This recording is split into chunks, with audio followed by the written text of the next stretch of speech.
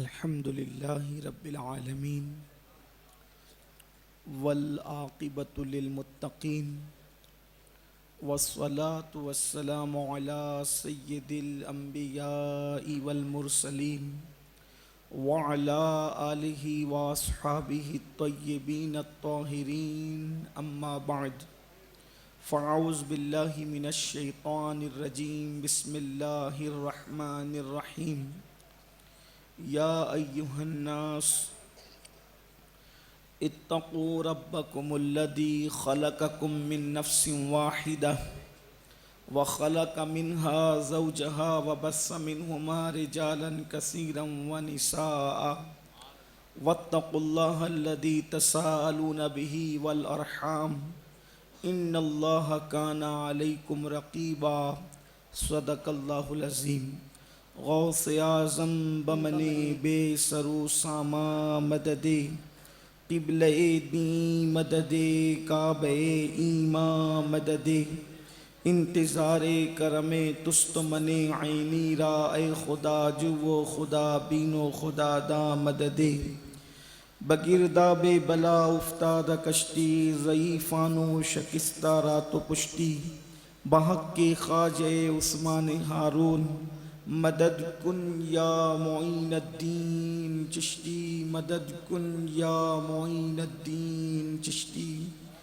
مدد کن یا معین الدین چشتی منبر پر جلوگر عرش مقام سادات کرام علماء ذوی الاحترام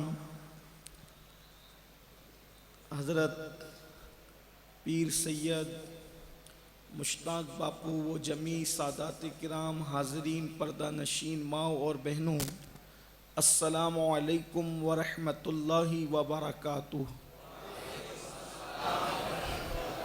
انتہائی احترام و عقیدت کے ساتھ اپنے اور ساری کائنات کے مرکز عقیدت انیس بے کساں چارہ ساز درد منداں ہم غریبوں کے غم گسار ہم فقیروں کی ثروت شہر یار ارم تاجدار حرم نوبہار شفاعت شب اسرا کے دولہا نوشے بزم جنت دانائے سبل مولائے کل ختم الرسل خسرو خوباں سیاح لامکاں وجہ کن فکاں در اللہ المکنون سر اللہ المخزون عالم ما کانا وما یکون آب و گل انبیاء جان و دل اصفیاء مطلع ہر سعادت مقطع ہر سیادت خلاصہ کائنات فخر موجودات حضور احمد مجتبی محمد مصطفیٰ ارواحنا فدا صلی اللہ تعالی علیہ وآلہ وصحبہ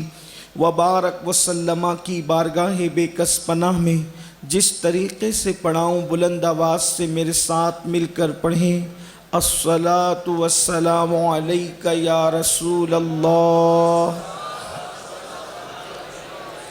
الصلاۃ والسلام علیک یا نبی اللہ،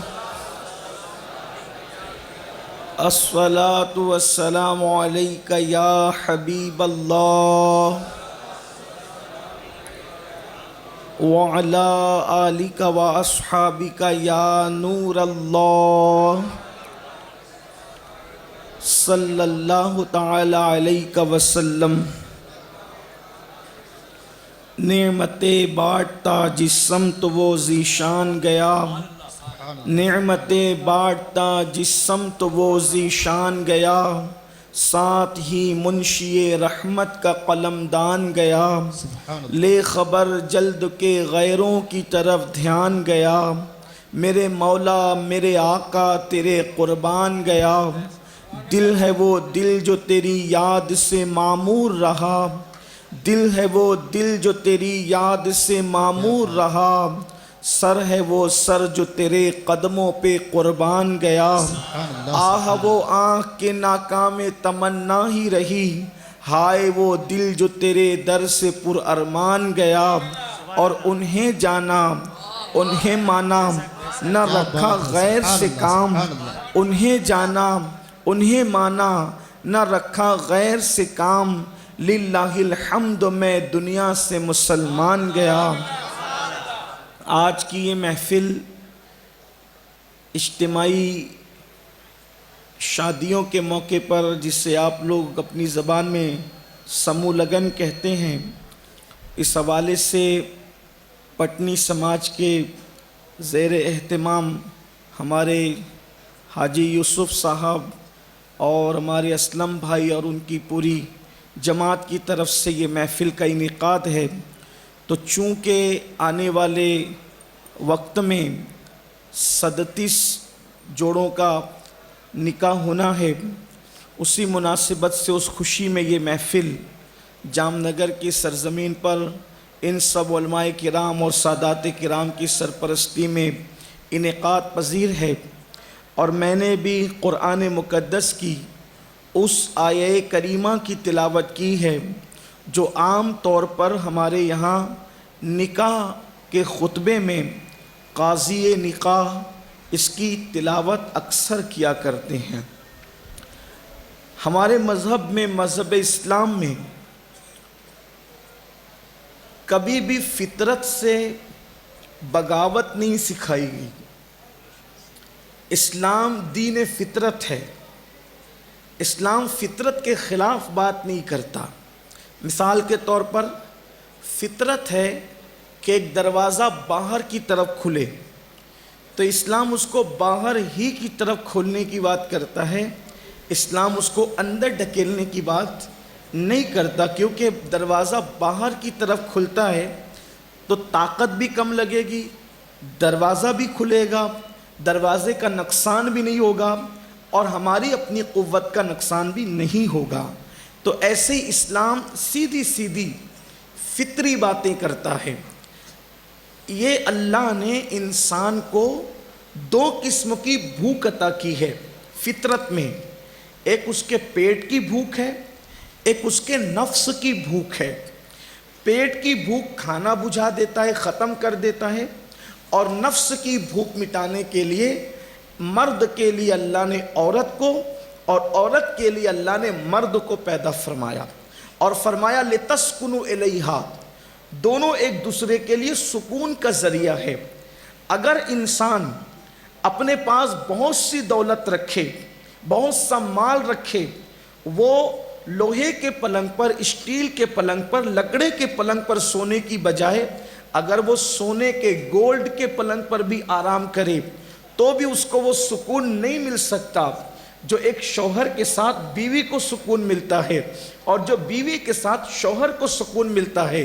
اس لیے اسلام نے نکاح کو مستقل عبادت کا درجہ عطا کیا، اور جگہ پر جو جتنا مذہبی ہوگا وہ نکاح سے اتنا دور ہوگا، جو جتنا دھارمک ہوگا وہ عورتوں سے اتنا دور ہوگا۔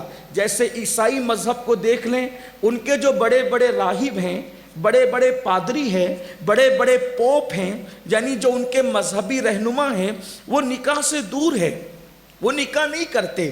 لیکن کسی کی میں ان پہ کرٹیسائز کرنے کی بجائے صرف یہ بتاؤں، لیکن ایک انسان اگر بہت دن تک کے کھانے کے بغیر رہے تو کچھ دن تک تو وہ اپنی بھوک کو دبا سکتا ہے، لیکن اگر آپ نے اس کو جائز طور پہ کھانا نہیں دیا تو وہ کھانا چرا کر کھائے گا، چوری چپکے کھائے گا، کسی کی پلیٹ میں ہاتھ ڈال دے گا۔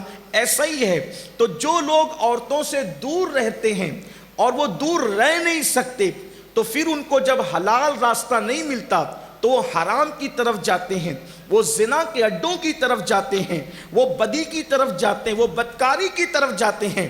مگر اسلام میں ایسا نہیں ہے۔ جو جتنا دھارمک ہوگا، جو جتنا مذہبی ہوگا، اس کو نکاح سے اتنی زیادہ محبت ہوگی، اس کو نکاح سے اتنی زیادہ الفت ہوگی، اس لیے کہ نکاح اللہ کے حبیب صلی اللہ علیہ وآلہ وسلم نے خود کیا۔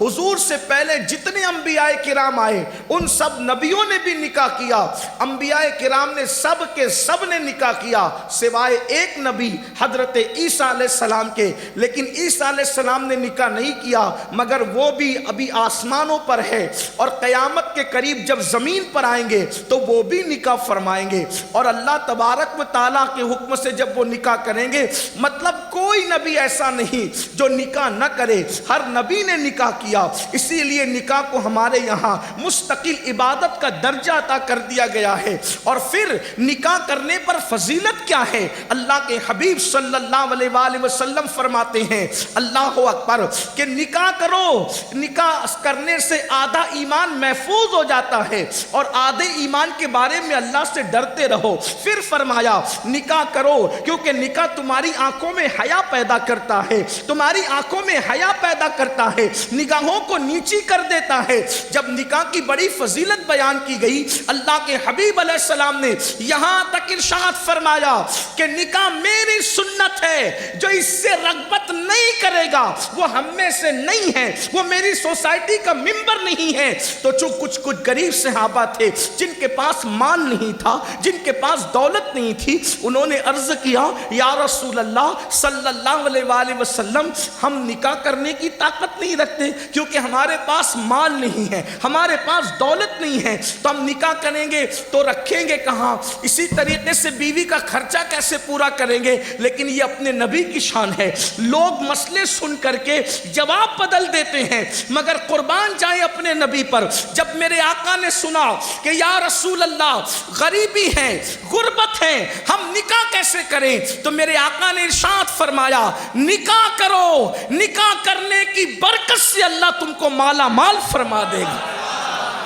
نکاح کی وجہ سے تم دولت مند ہو جاؤ گے، نکاح کی وجہ سے تم مالدار ہو جاؤ گے۔ اللہ اکبر، یعنی نکاح سے ایمان بھی محفوظ ہو رہا ہے، نکاح کی وجہ سے آبرو بھی محفوظ ہو رہی ہے، نکاح کی وجہ سے نگاہوں کے اندر حیا بھی پیدا ہو رہی ہے، نکاح کی وجہ سے اولاد میں برکت بھی ہو رہی ہے، نکاح کی وجہ سے پاک دامنی بھی نصیب ہو رہی ہے، نکاح کی وجہ سے دولت بھی مل رہی ہے۔ اسی لیے فرمایا نکاح کرو، اور اللہ کے حبیب علیہ السلام نے یہ بھی فرمایا جلدی نکاح کرو، نکاح کرنے میں دیر مت کرو، اس لیے کہ آج کل کے کچھ ماں باپ ایسے بھی ہیں جو اپنی اولاد کے نکاح میں زبردستی تاخیر کرتے ہیں، زبردستی دیر کرتے ہیں، جبکہ اللہ کے حبیب مصطفیٰ کریم رؤوف الرحیم صلی اللہ علیہ وآلہ وسلم نے ارشاد فرمایا کہ 3 چیزوں میں دیر نہیں کرنا۔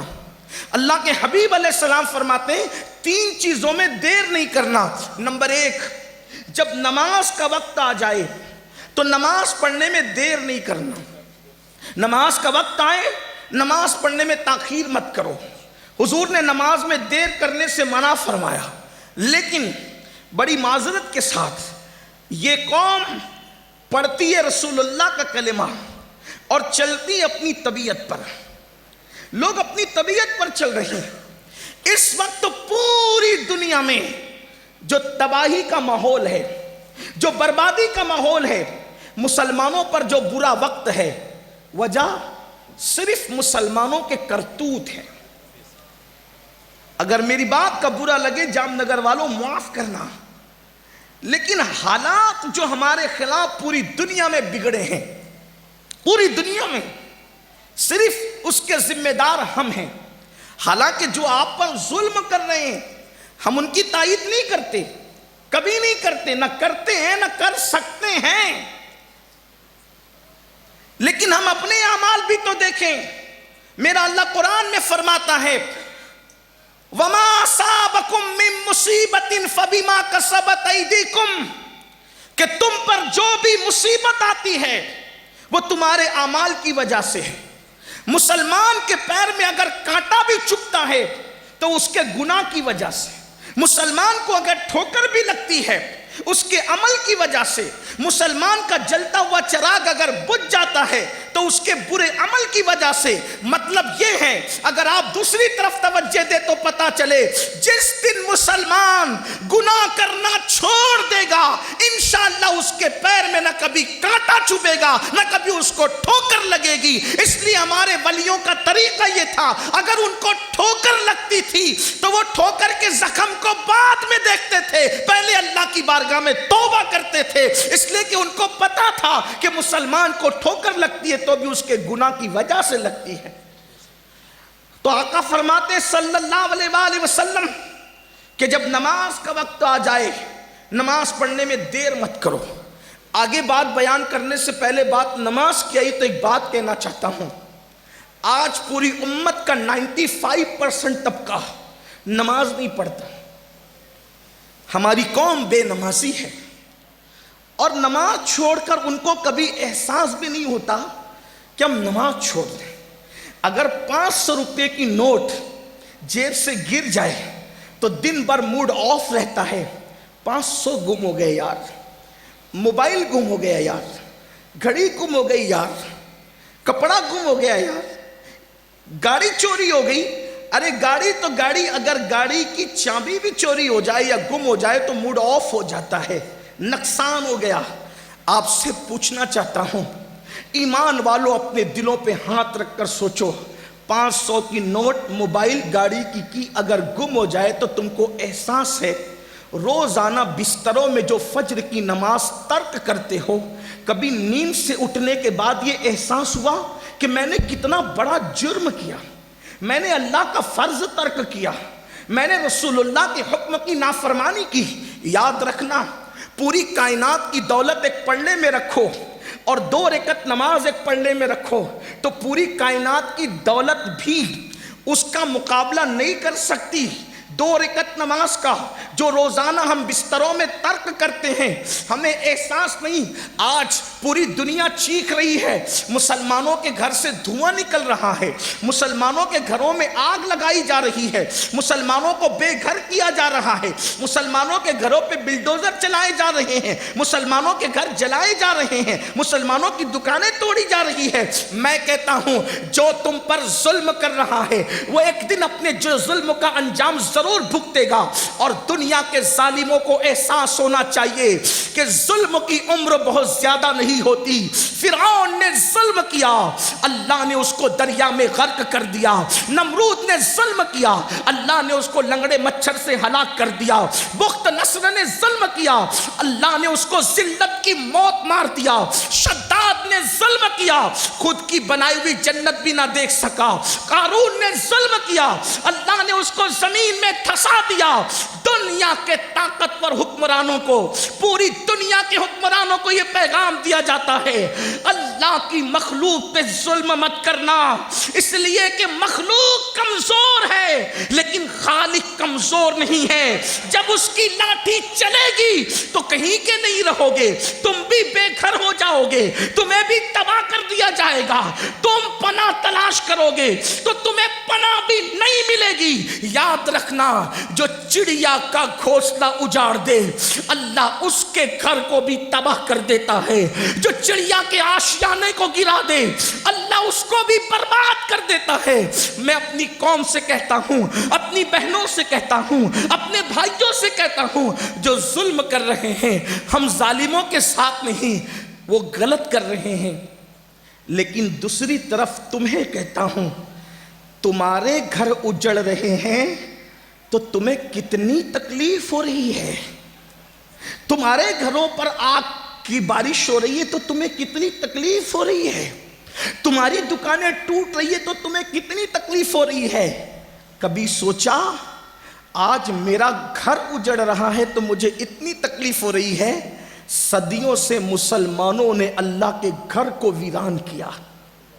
جو کام اللہ کے گھر کو ویران کر دے اللہ اس قوم سے کتنا ناراض ہوگا. اللہ تبارک و تعالیٰ کو وہ کتنی اذیت دیتے ہیں، اللہ کو کتنی اذیت پہنچاتے ہیں جو اللہ کے گھر کو ویران کرتے ہیں. مجھے بتاؤ، دوست نے پکارا تو اس کی شادی کی دعوت پر دکان بند کر کے پہنچے، لیکن اللہ کے منادی نے پکارا تو کیا کبھی اللہ کے منادی کی آواز پر بھی دکان بند کی؟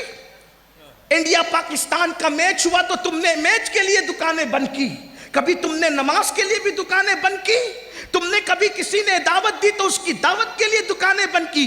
افسوس ہے، سب کے بلانے کی اہمیت ہے، رب کے بلانے کی کوئی اہمیت نہیں. سن لو، جس قوم کو اللہ کے گھر کے ویران ہونے کا احساس نہیں، پھر اس قوم کے گھر تباہ ہو کر رہیں گے. بطور بددعا نہیں کہہ رہا ہوں، آپ کو آگاہ کرنے کے لیے کہہ رہا ہوں. اور ہندوستان یا پوری دنیا کے مسلمان سے مخاطب ہوں، جہاں جہاں تک میری آواز میرا اللہ پہنچا رہا ہے، میں سب سے مخاطب ہوں اور آپ سے کہنا چاہتا ہوں، اگر آج بھی خدا کے گھر کو آباد نہ کیا، خدا کے گھر کو ویران کرنا نہ چھوڑا، تو آج تم پر کم ظلم ہو رہا ہے۔ اللہ اکبر۔ ایک دن وہ آئے گا کہ آج کے ظالموں کو تم بھول جاؤ گے، کہیں پناہ نہیں ملے گی، کوئی پناہ گاہ نہ ہوگی، اس لیے کہ میرے اللہ کا فرمان ہے، جو جان بوجھ کر نماز چھوڑ دیتا ہے میں اپنی پناہ اس سے ہٹا لیا کرتا ہوں۔ جس قوم کو خدا پناہ نہ دے، جس قوم کو اللہ کی پناہ نصیب نہ ہو، کون پناہ دے گا؟ نماز چھوڑ کر کے پناہ گاہیں تلاش کرتے ہو۔ اور جہاں تک سنیوں کا معاملہ ہے، ہماری قوم کا، اہل سنت کا، تو آپ کو یہ بات کہنا چاہتا ہوں، اگر آپ یہ سمجھتے ہیں کہ میں نماز چھوڑتا رہوں گا غوث پاک کی مدد آتی رہے گی، اللہ کا گھر ویران کروں گا غریب نواز بچاتے رہیں گے، تو میں آپ سے کہنا چاہتا ہوں کہ شاید یہ سبق آپ کو کسی نے غلط پڑھایا ہے، کیونکہ غوث پاک ہو، غریب نواز ہو، صابر پاک ہو، مخدوم پاک ہو، کوئی بھی بزرگ ہو، یہ سب اللہ کے بندے ہیں اور اللہ کی مرضی کے پابند ہیں۔ یہ ہم اہل سنت کا عقیدہ ہے، اس لیے کہ ہم ہر عقیدے میں موجودہ دور میں فکر رضا کے پابند ہیں۔ ہم فکر رضا کی سے نہ اس طرف افراط کر سکتے ہیں نہ تفریط کر سکتے، یہی فکر رضا ہے۔ 14 صدیوں کا اتنے مجموعہ امام اہل سنت نے جو پیش کیا، کوئی ولی ہو سب خدا کی مرضی کے پابند ہیں۔ جس سے اللہ پناہ اٹھا لے اس کو کوئی ولی بھی پناہ نہیں دیتا، اس بات کو اچھی طرح یاد رکھنا۔ جس سے اللہ پناہ اٹھا لے، اگر یہ فکر تم لے کر کے چلے ہو کہ خدا کا گھر ویران کرتے رہو گے اور تمہارے گھر آباد ہوتے رہیں گے، تو میری قوم کے جوانوں اور اے سنی مسلمانوں، اپنے آپ کا احتساب کر لو۔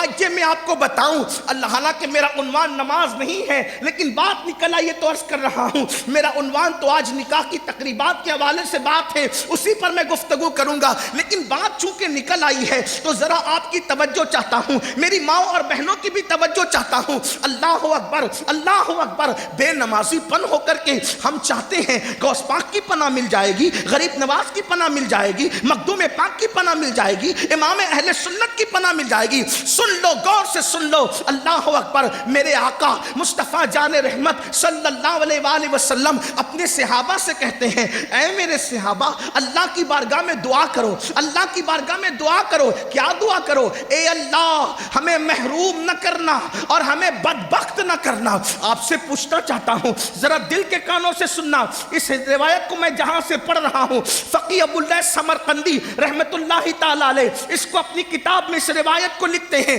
اللہ کے رسول نے کیا فرمایا؟ اے میرے صحابہ، اللہ سے دعا کرو، اللہ تمہیں محروم نہ کرے، اللہ تمہیں بدبخت نہ کرے۔ اللہ اکبر۔ صحابہ کرام نے عرض کی، یا رسول اللہ، یہ محروم کون ہے؟ یہ بدبخت کون ہے؟ بدبخت فرمایا میرے آقا نے، آقا فرماتے بدبخت۔ اللہ اکبر۔ جب صحابہ نے پوچھا محروم اور بدبخت کون ہے، آقا فرماتے ہیں جو نماز نہیں پڑھتا وہ محروم بھی ہے، وہ بدبخت بھی ہے۔ کہاں گیا وہ جذبہ صادق؟ جب اذان ہوتی تھی تو مسلمان اپنا سارا کام چھوڑ کر مسجدوں کی طرف کشا کشا چلے جاتے تھے۔ اللہ کے رسول صلی اللہ علیہ وآلہ وسلم نے حضرت سیدنا ابو ہریرہ سے کہا، ابو ہریرہ، کسی بے نمازی کی صحبت میں مت بیٹھا کر۔ یہ حضرت ابو ہریرہ کو حضور فرما رہے ہیں، اور ولیوں سے بڑا مقام صحابہ کا ہے۔ حضور کا کوئی صحابی مہاجرین میں سے ہو، انصار میں سے ہو، فتح مکہ کے پہلے کے، فتح مکہ کے بعد کے، حضور کے ہر صحابی کے لیے ہمارا عقیدہ ہے وَكُلًّا وَعَدَ اللَّهُ الْحُسْنَى، اللہ نے ان سب کے ساتھ خیر کا وعدہ کیا۔ حضور کا کوئی صحابی ادنا نہیں، حضور کا ہر صحابی اعلیٰ، کوئی صحابی ہو، اور صحابیت سے بڑھ کر منقبت کا کوئی ٹائٹل ہو نہیں سکتا۔ جس کو صحابی کہہ دیا، مان لیا، اس کا مطلب اس کو ولیوں سے، اقطاب سے، ابدال سے، قلندروں سے سب سے بڑا مان لیا۔ درجہ نبوت کے بعد روئے زمین پر اگر اللہ نے کسی مخلوق کو فضیلت عطا کی ہے تو وہ میرے رسول کے اصحاب کی ذات ہے، اور ان کی شان یہ میرے امام کہتے ہیں، خدا ان کو کس پیار سے دیکھتا ہے، خدا ان کو کس پیار سے دیکھتا ہے جو آنکھیں ہیں محو لقائے محمد، جو آنکھیں ہیں محو جن کی آنکھیں خدا پیار سے دیکھے وہ صحابہ کی آنکھیں ہیں۔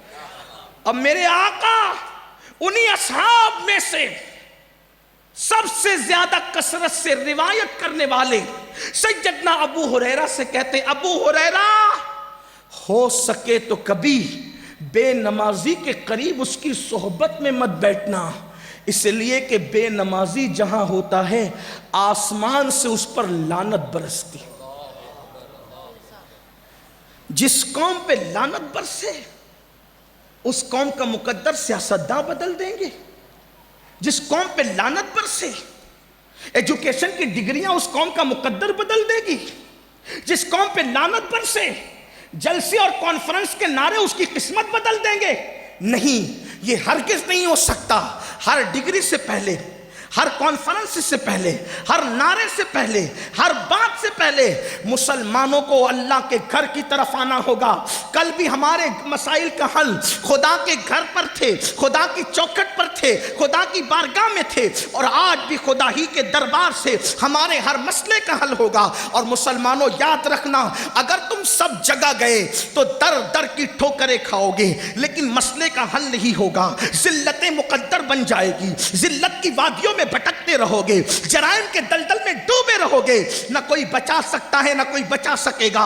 اگر اپنے مسائل کا حل چاہتے ہو خدا کے گھر کو آباد کرو، خدا کے گھر کو ویران مت کرو۔ اور اگر آپ نہیں چاہتے، اللہ اکبر، آپ یہ چاہتے کہ اللہ آپ کا گھر ویران ہونے سے بچا لے تو خدا کے گھر کو سجدوں سے آباد کرو، کیونکہ فرمایا گیا جب لوگ مسجدیں تعمیر کرتے ہیں اور مسجد میں نماز پڑھنے نہیں آتے تو رات کی تاریکی میں مسجد اللہ کی بارگاہ میں عرض کرتی ہے، مولا جس نے مجھے ویران کر دیا تو ان کے گھروں کو ویران کر دے۔ اب آپ سے پوچھنا چاہتا ہوں، مسجد جس قوم کی ویرانی، مسجد جس قوم کی تباہی، مسجد جس قوم کی بربادی کی دعا کرے وہ قوم کیسے آباد ہوگی؟ اس لیے میرے آقا کا فرمان دل پہ لکھ لو اور یاد رکھنا۔ پھر کہتا ہوں نماز کا عنوان نہیں، لیکن بات آئی تو عرض کرتا ہوں، مرتے وقت جتنی تکلیف بے نمازی کو ہوتی ہے اتنی کسی کو نہیں ہوتی۔ مرنے والا جب بے نمازی مرتا ہے تو اللہ کے حبیب غیب دا نبی صلی اللہ علیہ وآلہ وسلم فرماتے ہیں، بے نمازی پر اللہ اتنی پیاس مسلط کرتا، اتنی پیاس کہ اگر 7 سمندروں کا پانی بھی اس کے منہ میں انڈیل دیا جائے تو دنیا کی کوئی طاقت اس کی پیاس نہیں بجھا سکتی۔ کروڑ پتی بننے کی تو بڑی فکر کی نا، ایک دکان سے 4 دکان کرنے کی تو بڑی فکر کی نا، اپنے بچوں کو اپنے مستقبل کو سنوارنے کی بڑی فکر کی۔ اچھی بات ہے، مبارک کو میں منع نہیں کرتا، لیکن اپنا بھی تو مستقبل سوچو۔ ایک دن موت ہے، موت کا شکنجہ ہے، موت کا وہ خوفناک شکنجہ۔ موت نے کبھی کسی کو نہیں دیکھا، نہ موت تمہارا قبیلہ دیکھے گی، نہ موت تمہارا علاقہ دیکھے گی، نہ موت تمہاری صورت دیکھے گی، نہ موت تمہاری ڈگری دیکھے گی۔ موت کو تو جو حکم ہوگا وہی ہوگا۔ اللہ اکبر، ذرا لرز تو جائیے، ذرا اندازہ تو کیجئے، بے نمازیوں کو میرے آقا سچے نبی ساقی حوض کوثر مصطفیٰ جان رحمت شمع بزم ہدایت میرے اور آپ کے آقا غیب دا نبی فرما رہے ہیں، اپنے نبی پر یقین ہے نا تو اپنے نبی کی بات تو سنو اور غور تو کرو۔ اللہ اکبر، کہ جب بے نمازی کو موت آتی ہے اس پر اتنی پیاس مسلط کر دی جاتی ہے کہ 7 سمندروں کا پانی بھی اس کے منہ میں نچوڑ دیا جائے تو بھی کوئی اس کی پیاس نہیں بجھا سکتا۔ کہاں 7 سمندروں کے پانی کی پیاس، اور کہاں بہو، کہاں پر داماد، کہاں پر بیٹا، थोड़ा थोड़ा चमचे से पानी उंडेल रहे होते हैं। जिन लोगों को तजुर्बा है उनको मालूम है कि अगर किसी को प्यास ज्यादा लगी हो और थोड़ा सा पानी मुंह में डाला जाए तो प्यास बुझती नहीं है बल्कि प्यास और बढ़ जाती है। हाय क्या तड़प होगी, हाय उस वक्त की बेचैनी क्या होगी, उस वक्त की बेकरारी क्या होगी। अरे अभी गुजरात में, यूपी में, बिहार में, महाराष्ट्र में, राजस्थान में जो है वो डिग्री गर्मी का जो है वो तापमान जो है कहीं 47 कहीं 48, लोग हाय हाय कर रहे हैं, घर के बाहर नहीं निकल रहे हैं, लोग फ्रिज की ठंडी बोतलें अपनी हलक में उंडेल रहे हैं। लेकिन आपसे पूछना चाहता हूं, ये दर्जे हरारत के बढ़ने का इलाज हमने तो ढूंढ लिया, लेकिन सकरात की कैफियत में बेनमाजीपन की वजह से जो प्यास अल्लाह मुसल्लत करेगा उससे बचने का क्या किया। उस वक्त तड़पोगे, बेचैन होगे, पछताओगे, लेकिन वक्त निकल चुका होगा। इसलिए सिर्फ 10 मिनट का टाइम, सिर्फ 10 मिनट, 5 वक्त निकालने से होता क्या है। दोस्तों के साथ चाय पीने बैठते हो तो घंटों चले जाते हैं, व्हाट्सएप चेक करते हो तो घंटों चले जाते हैं, फेसबुक पर बैठते हो तो पूरी पूरी रात गुजर जाती है, यूट्यूब पर बैठते हो तो कई घंटे चले, अरे सब तो छोड़ो, गीबत करने बैठते हो तो घंटों चले जाते हैं।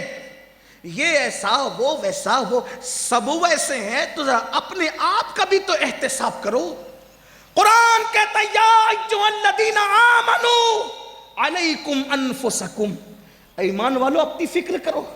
आपने पूरी दुनिया की फिक्र मचा रखी, कभी अपने बारे में भी सोचा आपका ईमान पे खात्मा होगा भी या नहीं। खात्मा हो रहा होगा तो उस वक्त तो प्यास की शिद्दत क्या होगी। फजर में सोता पड़ा है, जोहर में कारोबार में लगा है, असर में बच्चों के साथ बैठा है, मगरिब में दोस्तों के साथ लगा दिया, इशा में लाहो लई पे गुम होकर के पूरी 5 वक्त की नमाजों को जाय कर दिया। आओ आज इस जश्न शादी के मौके पर ये दिल में अहद कर लो कि सर्दी हो, गर्मी, बारिश हो, मौसम कोई हो, किसी की मैयत हो या किसी की शादी हो, कभी नमाज नहीं छूटने देंगे, कभी नमाज नहीं छूटने देंगे। मरते वक्त सबसे ज्यादा तकलीफ बेनमाजी को होती है और कब्र में अजाब सबसे ज्यादा किसी को होता है तो बेनमाजी को होता है, सबसे ज्यादा अजाब। और हमारे अंदर ताकत नहीं, हॉल की गर्मी से लोग इस वक्त बेहाल है, हालांकि पंखे चल रहे हैं, हवा भी आ रही है, कुछ इलाका खुला भी है। आपसे पूछता हूं, सिर्फ थोड़ा गौर करो, इतना लंबा चौड़ा हाल बना हुआ है, इस गर्मी ने हमें बेहाल कर रखा है। वो 2 गज जमीन की जो कब्र है, ऊपर मिट्टी, नीचे मिट्टी, दाएं मिट्टी, बाएं मिट्टी, आगे मिट्टी, पीछे मिट्टी, मिट्टी ही मिट्टी, न तकिया, न बिस्तर, न चादर। वो गर्मी कैसी होगी, वो हरारत कैसी होगी, उससे हड्डियां भी पिघलती है, उससे गोश्त भी पिघलता है। कब्र के कीड़े अलग तूफान मचा रहे होते हैं और दुनिया की कोई ताकत बचाने के लिए नहीं आती। इसलिए मेरे भाइयों, अपने आप का एहतिसाब कर लो। मेरी गुजारिश है, दर्द दिल के साथ, दिल की तड़प के साथ तुमसे कहता हूं, खुदा तुम्हें कभी वो दिन न दिखाए मेरे अजीज कि कब्र की गर्मी तुम्हें झुलसाए। इसलिए कि कब्र में ठंडक न पंखे की वजह से है, न कब्र की ठंडक एसी की वजह से है, न कब्र की ठंडक। भाई बैठ जाएं, आप डिस्टर्ब नहीं करें, मेहरबानी मेहरबानी, अल्लाह का वास्ता उठा बैठा ना करें किसी को, जो जाए उसको वही रहने दे। एक बार दुरूद शरीफ पढ़े, रब्बे सल्ले वसल्लिम दाइमन अबदा अला हबीबिका खैरुल खल्क़ि कुल्लिहिम। जब एक बार अल्लाह रसूल का जिक्र शुरू हो जाए तो फिर जो जाए उसको वहीं छोड़ दे। एक बार बुलंद आवाज से आशिकों की तरह दुरूद शरीफ पढ़ लें, रब्बे सल्ले वसल्लिम दाइमन अबदा अला हबीबिका खैरुल खल्क़ि कुल्लिहिम। कब्र की ठंडक एसी की वजह से नहीं, कब्र की ठंडक पंखे की वजह से नहीं, कब्र की ठंडक किस वजह से है? जो लोग दुनिया में रसूलुल्लाह की आंखों को ठंडक पहुंचाते हैं सजदे करके, अल्लाह ने उनकी कब्रों के अंदर ठंडक पहुंचाना है। कब्र उनकी ठंडी होगी جنہوں نے رسول اللہ کی آنکھوں کو ٹھنڈک پہنچائی ہوگی سجدے کر کے، اور ان کی قبر اللہ اکبر جہنم کے گڑھوں میں سے گڑھا ہوگی، ان کی قبروں کے اندر جہنم کی آگ بھڑک رہی ہوگی۔ جنہوں نے دنیا میں دکانوں پر تو توجہ دی، مکانوں پر تو توجہ دی، کاروبار پر تو توجہ دی، لیکن نماز کے لیے وقت نکال کر کبھی رسول اللہ کی آنکھوں کو ٹھنڈک نہیں پہنچائی۔ اس لیے میرے بھائیوں، خدا کا واسطہ، اور ایک بات آ گئی ہے تو ایک بات اور عرض کر دیتا ہوں، پھر بات آگے بڑھاتا ہوں۔ اللہ اکبر، ہم لوگ سنی مسلمان عاشقان رسول، ہمارا تو قیامت کے دن کا حال یہ ہے کہ ہم لوگ قیامت کو مانتے ہیں۔ اور قیامت کیا ہے، قیامت کے حالات کیا ہے؟ جب ہم قرآن میں پڑھتے ہیں نا، ہم لوگ کچھ لوگ اتنے بے باک ہو گئے، اسٹیج پر وہ پڑھتے ہیں شعر، قیامت میں کیا ہوگا؟ جو ہوگا دیکھا جائے گا۔ جب کوئی کہتا ہے نا جو ہوگا دیکھا جائے گا، تو میں کہتا ہوں نادانی نہ کر۔ یہاں لوگوں کو خوش کرنے کے لیے شاعری کرنا اور ہے، اور وہاں حالات سے گزرنا اور ہے۔ کیا دیکھو گے تم وہاں؟ آؤ ذرا اس کو دکھاؤں قرآن کی روشنی میں کہ کیا دیکھو گے۔ میں اور آپ کیا، میری اور آپ کی اوقات کیا؟ قرآن کہتا ہے اس دن کیا ہوگا؟ یوم یقوم الروح والملائکہ صفا لا یتکلمون الا من اذن۔ جبریل اور جبریل کے ساتھ سارے فرشتے اللہ کی ہیبت سے تھر تھر کانپ رہے ہوں گے۔ جبریل کوئی معمولی ہستی ہے؟ مجھے بتاؤ آپ کیا دیکھو گے اس دن؟ سینہ تان کے کہتے ہو جو ہوگا دیکھا جائے گا، دیکھ لیں گے کیا ہوگا۔ جہاں انبیاء نفسی نفسی کہیں گے ہمارے نبی کے علاوہ، ہم کیا دیکھیں گے اور کیا کریں گے وہاں؟ اگر قرآن کو مان کے مسلمان ہو تو قرآن کہتا ہے اس دن جبریل امین سید الملائکہ، سارے فرشتوں کا سردار، اللہ کی ہیبت سے کانپ رہا ہوگا۔ قرآن کہہ رہا، سورہ نبا کا آخری حصہ آپ اٹھا کر پڑھیں، کسی بھی مکتبہ فکر کا ترجمہ اٹھا کر دیکھیں، اس میں یہی بات ہے جو میرے امام نے لکھی ہے بطور ترجمہ۔ جبریل اور سارے فرشتے اللہ کی ہیبت سے کانپ رہے ہوں گے۔ کیا ان کے اندر بولنے کی بھی طاقت نہیں، کلام کرنے کی بھی؟ بے نمازیوں کی بات نہیں کر رہا ہوں، زانیوں کی بات نہیں کر رہا ہوں، شرابیوں کی بات نہیں کر رہا ہوں، اس جبریل کی بات جو فرشتوں کا سردار۔ اور جبریل اس ہستی کا نام ہے کہ کوئی نبی ایسا نہیں جس کی جبریل نے زیارت نہ کی۔ یہ شرف کسی فرشتے کو حاصل نہیں، یہ شرف کسی فرشتے کو حاصل نہیں ہے، جو شرف جناب جبریل کو حاصل ہے کہ آدم سے لے کے مصطفیٰ جان رحمت تک ہر نبی کا دیدار کرنے کا شرف جبریل امین کو حاصل ہے۔ اور میرے نبی کے پاس تو جبریل بار بار آتے رہے، بلکہ تمنا کرتے تھے کہ کوئی کام آ جائے، اور اللہ فرمائے جبریل جاؤ محبوب کو یہ کام عرض کر دو۔ اسی کو استاد زمن کہتے ہیں، بے لقائے یار ان کو چین آ جاتا اگر بار بار آتے نہ یوں جبریل سدرہ چھوڑ کر، بار بار آتے نہ یوں جبریل سدرہ چھوڑ کر۔ وہ جبریل امین، وہ جبریل امین، قرآن کہتا ہے یوم یقوم الروح والملائکہ صفا لا یتکلمون الا من اذن۔ اللہ اکبر، جبریل اور سارے فرشتے صف بصف اللہ کی ہیبت سے کانپ رہے ہوں گے۔ حالانکہ اللہ کی ہیبت سے کانپنا یہ عیب نہیں ہے، بلکہ یہ اچھوں کی نشانی ہے، یہ شرافت کی نشانی ہے، یہ مومنوں کی علامت ہے۔ سب کانپ رہے ہوں گے۔ اللہ اللہ، اس وقت میرا اور آپ کا حال کیا ہوگا، ہمارے حالات کیا ہوں گے؟ ساری چیزیں ہونے کے بعد ہمیں ایک بات نظر آتی ہے، کیا؟ دھیان سے سننا، ایک بات کیا بات نظر آتی ہے کہ محشر کا نقشہ یہ ہے، توجہ کرنا۔ آپ کہیں گے شادی کے موقع پہ یہ کیا محشر چھیڑ دیا؟ میں کہتا ہوں کہ ہماری ہر محفل ذکر آخرت سے خالی نہیں ہونا چاہیے، اس لیے کہ جو آخرت بھول گیا پھر وہ نقصان ہی میں ہے۔ بلکہ آپ دیکھیں نکاح کے خطبے میں بھی اللہ کے رسول نے آخرت ہی کا ذکر کیا، ابھی آگے آتا ہے، میں عرض کروں گا اس پر۔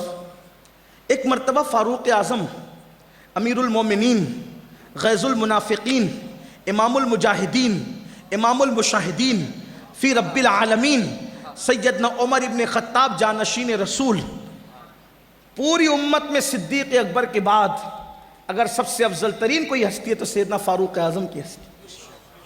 وہ فاروق اعظم ایک دن کعب احبار سے کہتے اے کعب مجھے تم ایسی کچھ باتیں سناؤ جس سے میرے دل میں اللہ کا جو خوف ہے وہ اور زیادہ ہو، اللہ کی جو خشیت ہے وہ اور بڑھے۔ تو حضرت کعب احبار اگرچہ وہ صحابی نہیں تھے، تابعی تھے، اکثر لوگوں کا یہی قول ہے کہ وہ تابعی تھے کیونکہ حضور علیہ السلام کے بعد پردہ فرمانے کے بعد انہوں نے اسلام قبول کیا تھا، اور ان کے اسلام قبول کرنے کا واقعہ بھی بڑا خوبصورت ہے، لیکن وہ اس وقت نہیں عرض کرتا، پھر کبھی انشاءاللہ بات کر سکیں گے۔ لیکن جلدی اپنے عنوان سے قریب آنا چاہتا ہوں، عنوان سے دور ہو رہا ہوں۔ اللہ اکبر۔ کعب احبار سے کہا کعب ذرا مجھے ایسی بات سنا کہ میرے دل میں اللہ کا خوف اور بڑھے، اور ہم اللہ کے خوف کی باتیں سننا نہیں چاہتے۔ ہم کیا سننا چاہتے ہیں؟ ایک بار سبحان اللہ کہو تمہیں جنت ملے گی، ہم یہ سننا چاہتے ہیں۔ ایک بار سبحان اللہ کہو تمہیں جنت ملے گی۔ فضیلت سے مجھے کوئی انکار نہیں ہے، لیکن سنیو، جس کے نام اعمال میں نماز نہیں ہے اس کو سبحان اللہ کہنے پہ جنت ملنا کیسے ہے؟ جنت اتنی سستی تو نہیں ہے نا میرے بھائی کہ تو نماز میں غیر حاضر رہے، جمعہ کی 2 رکعت پڑھ کے بھاگ جا، جمعہ کی دعا میں بھی تو شریک نہ رہے۔ تیرا حال یہ ہے کہ تو 5,000 کا بوٹ تو خرید کے پہنتا ہے، لیکن تو 5 روپے کی ٹوپی اپنے سر پہ رکھنے میں شرماتا ہے۔ جس قوم کا یہ حال ہو اس قوم کو ایک بار سبحان اللہ کہنے پہ جنت ملنا کیسے ہے؟ جس قوم کا حال یہ ہو کہ وہ زنا کے اڈوں کو آباد کرے، جس قوم کا حال یہ ہو کہ وہ قوم کے جوان نشے میں ڈوب جائیں، پھر وہ جلسے کے ایک بار سبحان اللہ کہنے پہ جنت ملے۔ میں اس کا انکار بھی نہیں کر رہا ہوں، اگر میرا اللہ چاہے تو کسی کو کچھ کہے بغیر بھی جنت دے دے، یہ اس کی شان ہے۔ جنت اتنی مشکل نہیں جتنا تبلیغی جماعت والوں نے بیان کر دیا مشکل، اور اتنی آسان بھی نہیں جتنا ہمارے اسٹیج سے جنت آسان کر دی گئی ہے۔ یہ بھی یاد رکھیں، اہل سنت اعتدال کا مسلک ہے۔ 1200 سے زائد کتابیں لکھنے والا امام جب آخرت کو یاد کرتا ہے تو یوں کہتا ہے کریم اپنے کرم کا صدقہ لئی میں بے قدر کو نہ شرما، تو اور رضا سے حساب لینا، رضا بھی کوئی حساب میں۔ جب اس امام کو اپنی آخرت یاد آتی ہے جس نے اللہ کے رسول کا دیدار عالم بیداری میں کیا، جس کا پورا ہدایت بخشش کا دیوان دلوں میں عشق رسول کی آگ لگا دیتا ہے، جب اس امام کو اپنی آخرت یاد آتی ہے تو وہ تڑپ کے یوں کہتا ہے صدقہ پیارے کی حیا کا نہ لے مجھ سے حساب، صدقہ پیارے کی حیا کا نہ لے مجھ سے حساب، بخش بے پوچھے لجائے کو لجانا کیا ہے؟ اور یہاں شراب کی اڈے آباد ہوں اور ہم جنتی رہیں، رند کے رند رہے، ہاتھ سے جنت نہ گئی۔ کیا اللہ کے رسول نے یہ نہیں فرمایا جس کے پیٹ میں شراب کا ایک قطرہ ہوگا اللہ اس کو قیامت کے دن نظر رحمت سے نہیں دیکھے گا؟ نشہ کرنے والے لوگ جب قیامت کے دن آئیں گے تو ان کے منہ سے پاخانے کی الٹی ہو رہی ہوگی، وہ منہ سے پاخانہ اونڈلتے ہوئے آئیں گے۔ آج بہت اچھا لگتا ہے لوگوں کو نشہ کرنا، 16 سال کی عمر کے لڑکے، کوئی شراب پی رہا ہے، کوئی پاؤڈر سے نشہ کر رہا ہے، کوئی انجیکشن سے نشہ کر رہا ہے، کوئی گولیوں سے نشہ کر رہا ہے، اور کتنا مہذب انداز ہے بات کرنے کا۔ حضرت دلوں کو سکون نہیں ہے نا تو ٹینشن دور کرنے کے لیے نشہ کرتے ہیں۔ میں نے کہا کس نے کہہ دیا کہ نشہ سے ٹینشن دور ہوتا ہے؟ کس نے کہا؟ نشہ کبھی ٹینشن دور نہیں کر سکتا۔ جتنی دیر نشے میں رہو گے ٹینشن بھول جاؤ گے، نشہ اترے گا ٹینشن اور بڑھے گا۔ اور آج جان بوجھ کر کچھ لوگ میری قوم کو نشے میں گرفتار کر رہے ہیں کیونکہ ان کو پتا ہے کہ مسلم جوانوں کے پاس ٹیلنٹ اتنا ہے کہ جس دن یہ پڑھ لیں گے کوئی ان سے آگے نہیں بڑھ سکتا۔ ان کے پاس تجارت کا ٹیلنٹ اتنا ہے، جس دن یہ تجارت کر لیں گے کوئی آگے نہیں بڑھ سکتا۔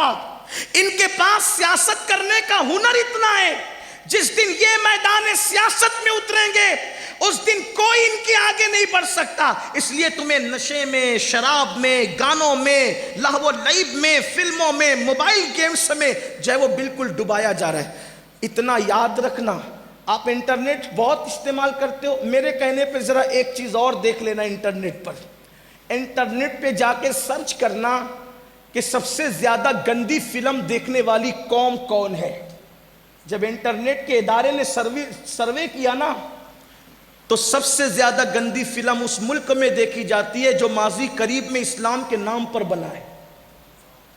جو پورا ملک کلمہ لا الہ الا اللہ کے نام پہ بنا. میں نام نہیں لوں گا، وہ گفتگو دور تک پہنچتے لوگ برا مانتے ہیں. میں دل دکھانے نہیں بیٹھا کسی کا، لیکن عبرت کی بات آپ کو بتاؤں، جہاں مسلمانوں کی آبادی زیادہ ہے وہاں بلو فلمیں زیادہ دیکھی جاتی. جس مذہب نے عورت کے سوکھتے ہوئے کپڑوں کو دیکھنے سے منع کر دیا کہ یہ خلاف تقوی ہے، جس مذہب نے کہا کہ عورت اگر کسی جگہ پہ بیٹھ جائے، توجہ کرنا ہمارے مذہب میں تقوی کیا ہے، عورت اگر کسی جگہ پر بیٹھ جائے اور اس کے بیٹھنے سے وہ جگہ گرم ہو جائے تو اس کی گرم جگہ پر نہ بیٹھنا، اس سے بھی پاپ دل میں پیدا ہوگا، زنا کا خیال دل میں پیدا ہوگا. جو عورت کی بیٹھی ہوئی گرم جگہ پر بیٹھنے سے جو مذہب احتیاط کے طور پہ، تقوی کے طور پہ منع کرتا ہو، اگر اس قوم کا جوان زنا کے اڈے پہ جا رہا ہے تو اس قوم کو تباہی سے کون روک سکتا ہے؟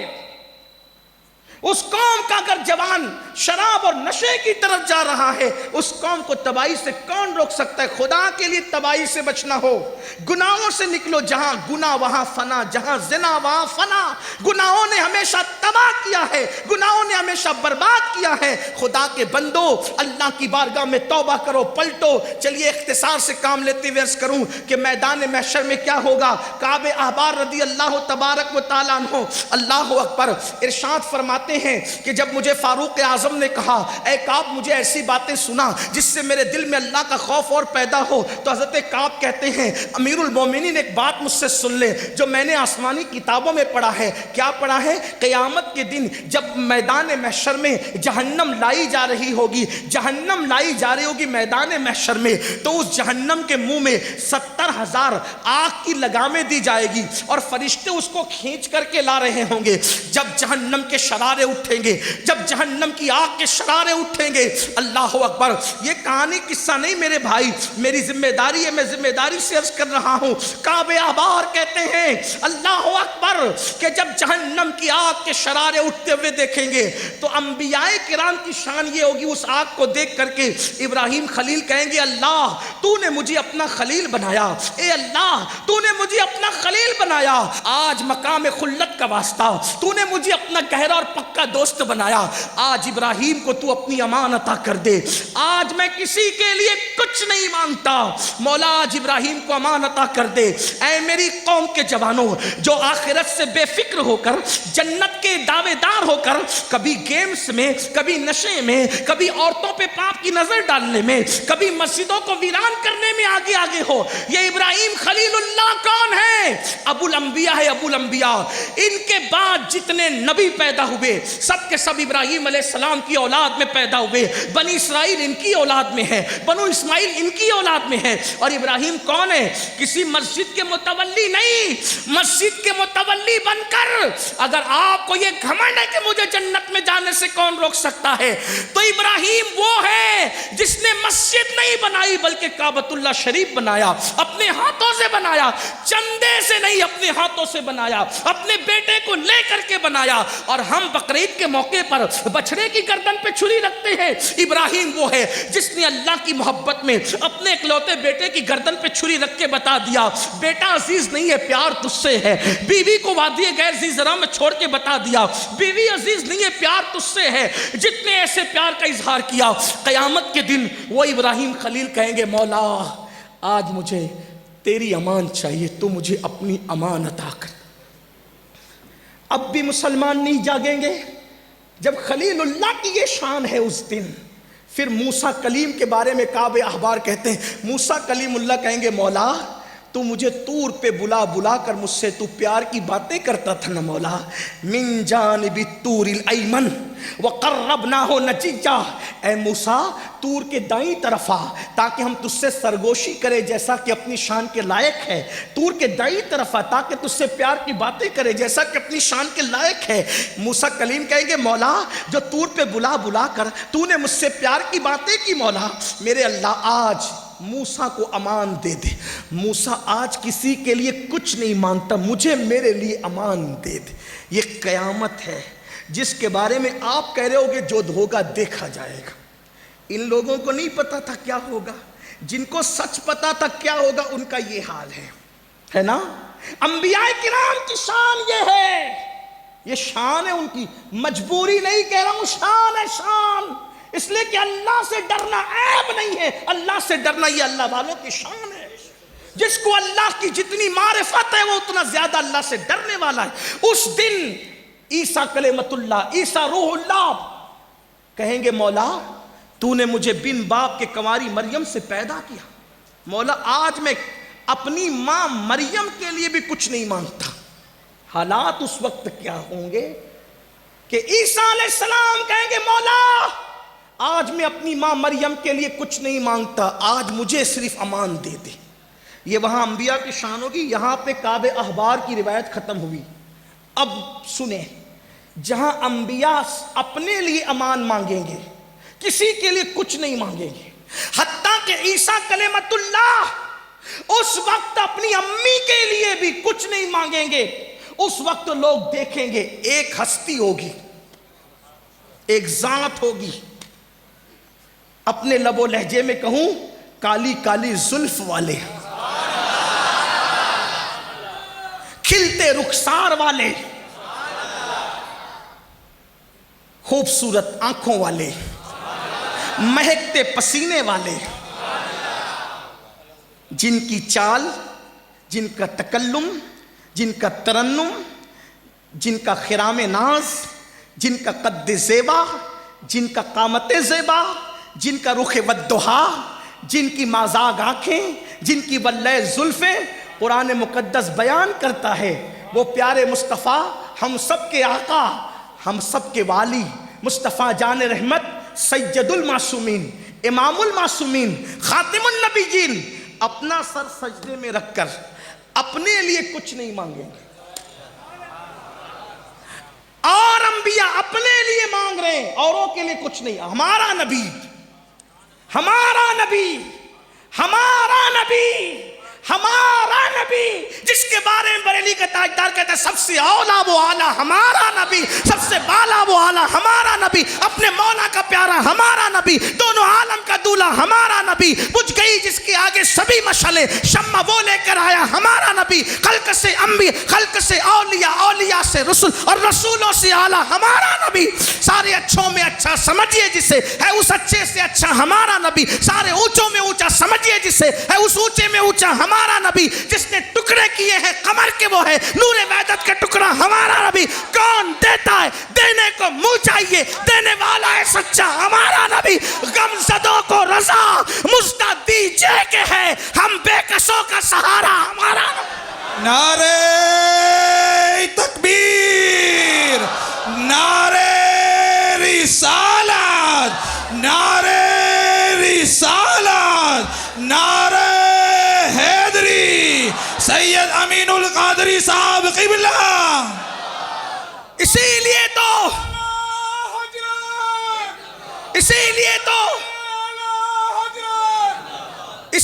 تو ان کے چھوٹے بھائی یہ کہتے ہیں کہ فقط اتنا سبب ہے انعقاد بزم محشر کا کہ ان کی شان محبوبی دکھائی جانے والی. ان کی شان محبوب، صرف ان کی شان محبوب دکھائی جانے والی. سنتے ہیں کہ محشر میں صرف ان کی رسائی، سنتے ہیں کہ محشر میں صرف ان کی رسائی ہے. گر ان کی رسائی، اہل علم کی توجہ چاہتا ہوں، گر ان کی رسائی، گر لو جب تو بنائی ہے، گر ان کی رسائی ہے، لو جب تو بنائی ہے. مچلا ہے کہ رحمت نے امید بندھائی ہے، کیا بات تیری مجرم، کیا بات بنائی ہے. بازار عمل میں تو سودا نہ بنا اپنا، سرکار کرم تجھ میں عیبی کی سمائی ہے، سب نے صف محشر میں للکار دیا ہم کو، اے بے کسوں کے آقا اب تیری دہائی ہے، مجرم کو نہ شرماؤ احباب کفن ڈھک دو، منہ دیکھ کے کیا ہوگا پردے میں بھلائی ہے، اے عشق تیرے صدقے جلنے سے چھٹے سستے، جو آگ بجھا دے گی وہ آگ لگائی ہے۔ یہ مطلع میں کہا تھا نا اگر گر سنا، تو اب اس کو آخری میں مقطع میں ختم کر رہے ہیں، اس لیے کہ اگر مگر یہ شک کے لیے ہے، لیکن میرا امام مجدد شک نہیں، میرا امام تو مجدد یقین ہے۔ شک اور جگہ ہوتا ہے نا، جب کہا اگر گر ان کی رسائی ہے، لو جب تو پھر اب یہاں قسم اٹھا کے کہتے ہیں، ایک بار نہیں دو بار کہتے ہیں مطلع میں یہ شک کیا تھا، واللہ رضا واللہ، مطلع میں یہ شک کیا تھا، واللہ رضا واللہ، صرف ان کی رسائی ہے اور صرف ان کی رسائی ہے، شک کی بات ہی نہیں ہے۔ لیکن بات اب اتنی ہے، آپ خوش ہو گئے، اللہ آپ کو خوش رکھے، لیکن جو بات بتانی تھی وہ یہ کہ سب اب نفسی نفسی کر رہے ہیں، ہمارے آقا کیا کہہ رہے ہیں؟ امتی امتی، ٹھیک، امتی امتی، اس کا مطلب جنت ملنا کس کے ہاتھوں سے ہے؟ کس کے ہاتھوں سے؟ حضور کے ہاتھوں سے۔ میں اور آپ ہی محتاج نہیں ہیں، خلیل اللہ کو بھی اس دن ان کی احتیاج ہے۔ میرے آقا علیہ السلام کی حدیث ہے، ابراہیم بھی میری طرف احتیاج رکھیں گے قیامت کے دن، یہ بات میں فخر سے نہیں کہتا، آقا نے فرمایا۔ اس کو شعر میں میرے امام نے یہ کہا، وہ جہنم میں گیا جو ان سے مستغنی ہوا، ہے خلیل اللہ کو حاجت رسول اللہ کی۔ خلیل اللہ کو بھی میرے آقا کی حاجت، تو ہمیں نہیں ہوگی؟ بولو بھائی، ہوگی نا۔ حضور سے جنت مانگنے جانا ہے سب کو، اور جنت حضور نے دینا، تقسیم کس نے کرنا ہے؟ کس حالت میں، کس شان سے؟ شفاعت کی شکل میں۔ حضور جس کی شفاعت کریں گے، توجہ کرنا، اب مین بات آ رہی ہے، پوری بات ہی اہم تھی، لیکن اس بات کو بیان کرنے کے لیے اتنی لمبی چوڑی باتیں میں نے کی۔ شفاعت حضور کریں گے تب جنت کسی کو ملے گی، ورنہ جنت نہیں ملے گی۔ ایک نہیں، ہزاروں حدیثوں کا ذخیرہ ہے جس میں یہ بات موجود ہے کہ حضور جس کی شفاعت کریں گے جنت اسی کو ملے گی۔ اتنی بات سمجھ گئے؟ بہنوں کی بھی توجہ۔ اب ہمیں جانا کس کے پاس ہے؟ بولیں حضور کے پاس۔ حضور کرم کر دیں تو بیڑا، اتنا یاد ہے؟ قیامت میں کون سہارا ہے؟ بولیں، ان کے سوا رضا کوئی حامی نہیں جہاں، گزرا کرے پسر پہ پدر کو خبر نہ، بیٹے پہ جو گزرے گی باپ کو پتہ نہیں چلے گا۔ یہ حالات ہوں گے، سب نفسی نفسی کہہ رہے ہوں گے، بچانا حضور نے ہے۔ کرم کس نے کرنا ہے؟ اگر وہ کرم کر دے تو مجرموں کی بھی بنائے۔ ہاں، تمہارا نام مصیبت میں جب لیا ہوگا، ہمارا بگڑا ہوا کام بن گیا ہوگا، گناہ گار پہ جب لطف آپ کا ہوگا، کیا بغیر کیا بے کیا ہوگا، ڈھونڈائی کرے صدر قیامت کے سپاہی، وہ کس کو ملے جو تیرے دامن میں چھپا ہو۔ اللہ اکبر۔ حضور کرم کر دے تو ہم جیسے کا بیڑا پار، ہم جیسے نہیں، ہم جیسے کروڑوں کا بیڑا پار۔ ایک میں کیا، میرے عصیاں کی حقیقت کتنی، مجھ سے 100 لاکھ کو کافی ہے اشارہ تیرا، دل ابس خوف سے پتا سا اڑا جاتا ہے، پلہ ہلکا صحیح بھاری ہے بھروسہ تیرا۔ وہ کرم کر دے تو بیڑا پار، لیکن ہم ہمیشہ ایک سمت میں دیکھتے ہوئے سوچتے، کانے نہیں ہے نا ہم، ہمیں اللہ نے دعا کی تھی، تصویر کے دونوں رخ کو دیکھا کریں۔ کرم کر دیں تو ہم جیسے ناہنجار، بدنام، گنہگار، پاپی، سیاکار بخشے جائیں اور شان سے جائیں، لوگ ہم پہ رشک کریں، چشم بد دور ہے، بندے کو بچایا کیا ہے۔ بڑی شان ہوگی گنہگاروں کی اگر وہ کرم کر دیں، لیکن تصویر کا دوسرا رخ بھی دیکھیں۔ حضور کے پاس جائیں، دوسری حدیث یاد کریں، آقا فرماتے ہیں جس نے ایک وقت کی نماز جان بوجھ کے چھوڑ دی، وہ میرے ذمے سے باہر نکل گیا، قیامت کے دن اس کے ساتھ میرا کوئی وعدہ نہیں۔ دھیان سے سننا، پھر سن لو، جس نے جان بوجھ کے نماز چھوڑ وہ میرے ذمے سے باہر ہے، قیامت کے دن اس کے ساتھ میرا کوئی وعدہ نہیں۔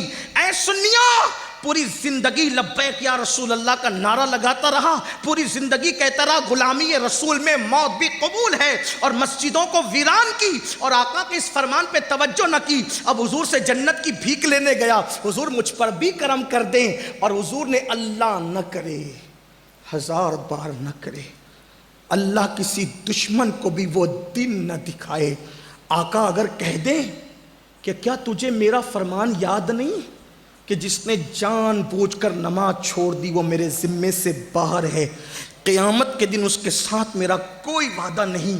آپ سے پوچھتا ہوں کہاں جاؤ گے، کس کے دروازے پہ دستک دو گے؟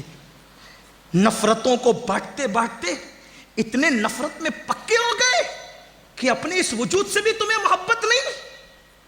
نفرتوں کی آگ لگاتے لگاتے کہ اب اپنے آپ سے بھی محبت نہ رہی۔ سوچو وہ دن ان کے کرم پر ڈیپینڈ ہے، کس کو خوشی ملنا ہے، کس کو جہنم ملنا ہے۔ اگر آقا فرما دے اللہ نہ کرے، حالانکہ پھر کہتا ہوں ان کے کرم سے یہ امید نہیں، لیکن ان کی غیرت سے خوف بھی ہے۔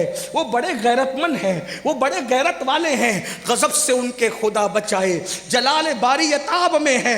اگر وہ غیرت کرتے ہیں تو ام المومنین سیدہ عائشہ صدیقہ اگر تصویر والا پردہ گھر میں لٹکا دے تو ام المومنین کے گھر سے باہر نکل کر کہتے ہیں جب تک پردے نہیں ہٹیں گے عائشہ تمہارے گھر میں داخلہ نہیں ہوگا۔ اللہ اکبر۔ سیدہ کائنات اگر اپنے ہاتھوں میں سونے کے کنگن پہن لے تو اس رسول اعظم کی غیرت پاک شباب پر آ جاتی ہے، جب ان کے چہیتوں کے ساتھ، پیاروں کے ساتھ، ان کے محبوبوں کے ساتھ ان کا یہ عالم ہے۔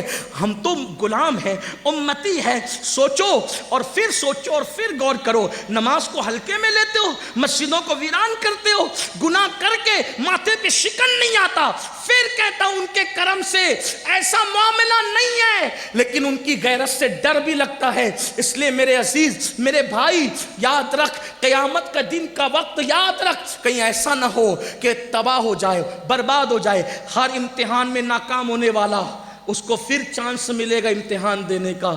قیامت کا وہ امتحان ہے، اس امتحان کے بعد کسی کو چانس نہیں، فرسٹ اور لاسٹ وہ امتحان ہوگا۔ اس دن کیا ہوگا؟ ایک نبی کا سگا چچا بچھو کی شکل میں جہنم میں جا رہا ہوگا۔ ابراہیم علیہ السلام کا سگا چچا آزر بچھو کی شکل میں جہنم میں جا رہا ہوگا۔ لوط علیہ السلام کی بیوی جہنم میں ڈالی جا رہی ہوگی۔